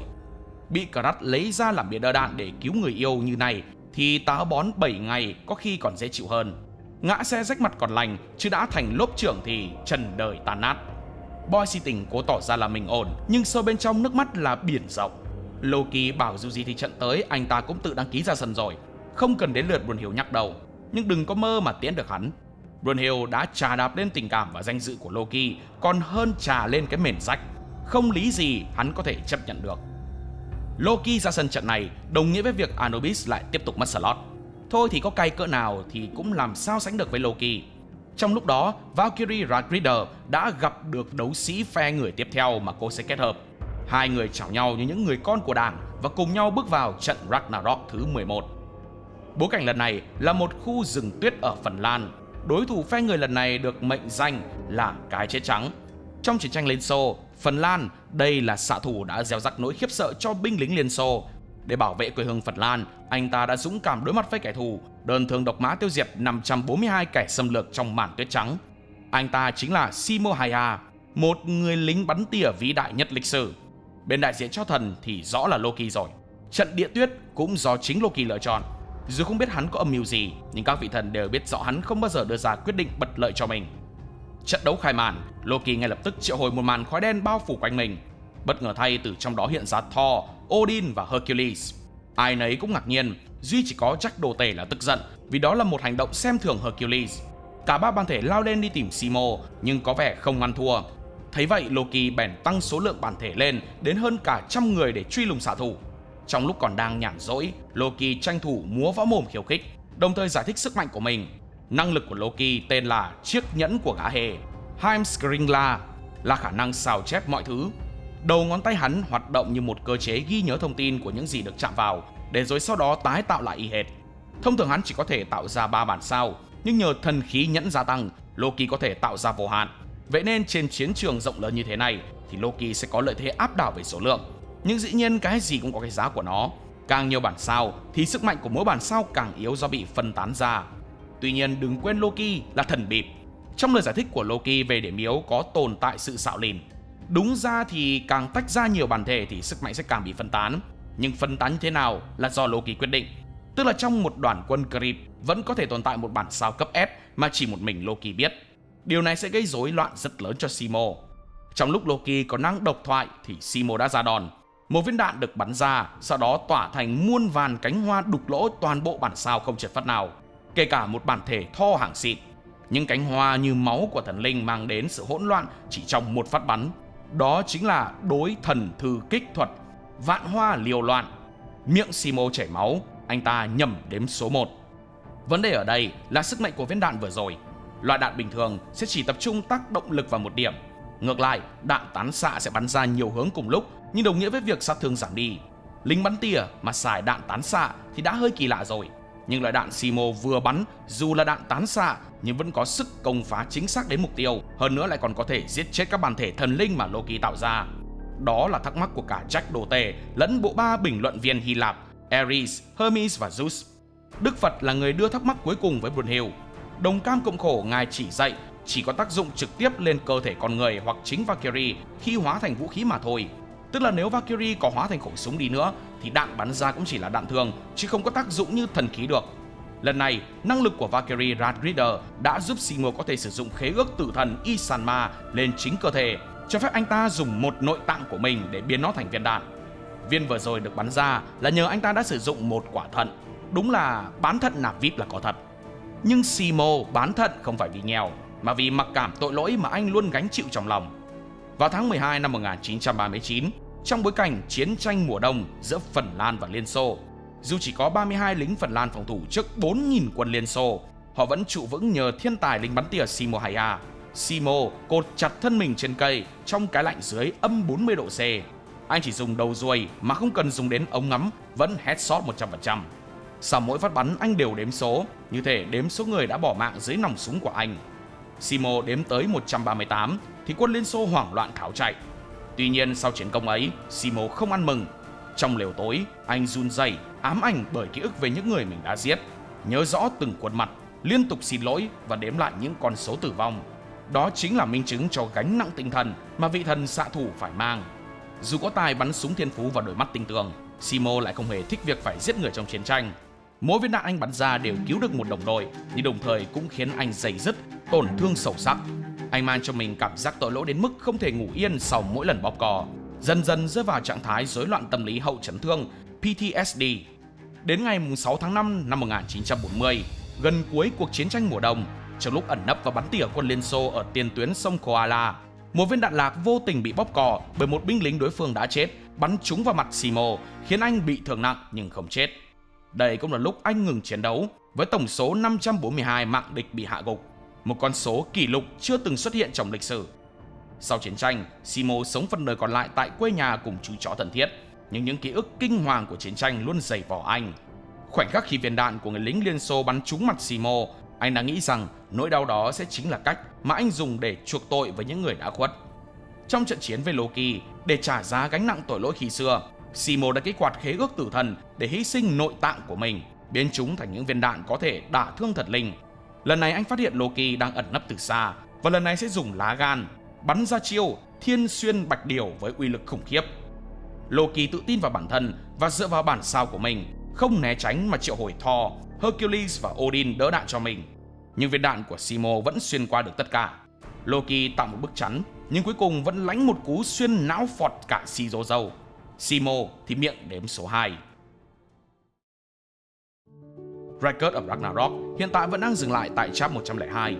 Đến đây chúng ta đã có được lời giải về động cơ thực sự dẫn đến Ragnarok, cùng với bí ẩn về thế giới cũng đã được khai mở.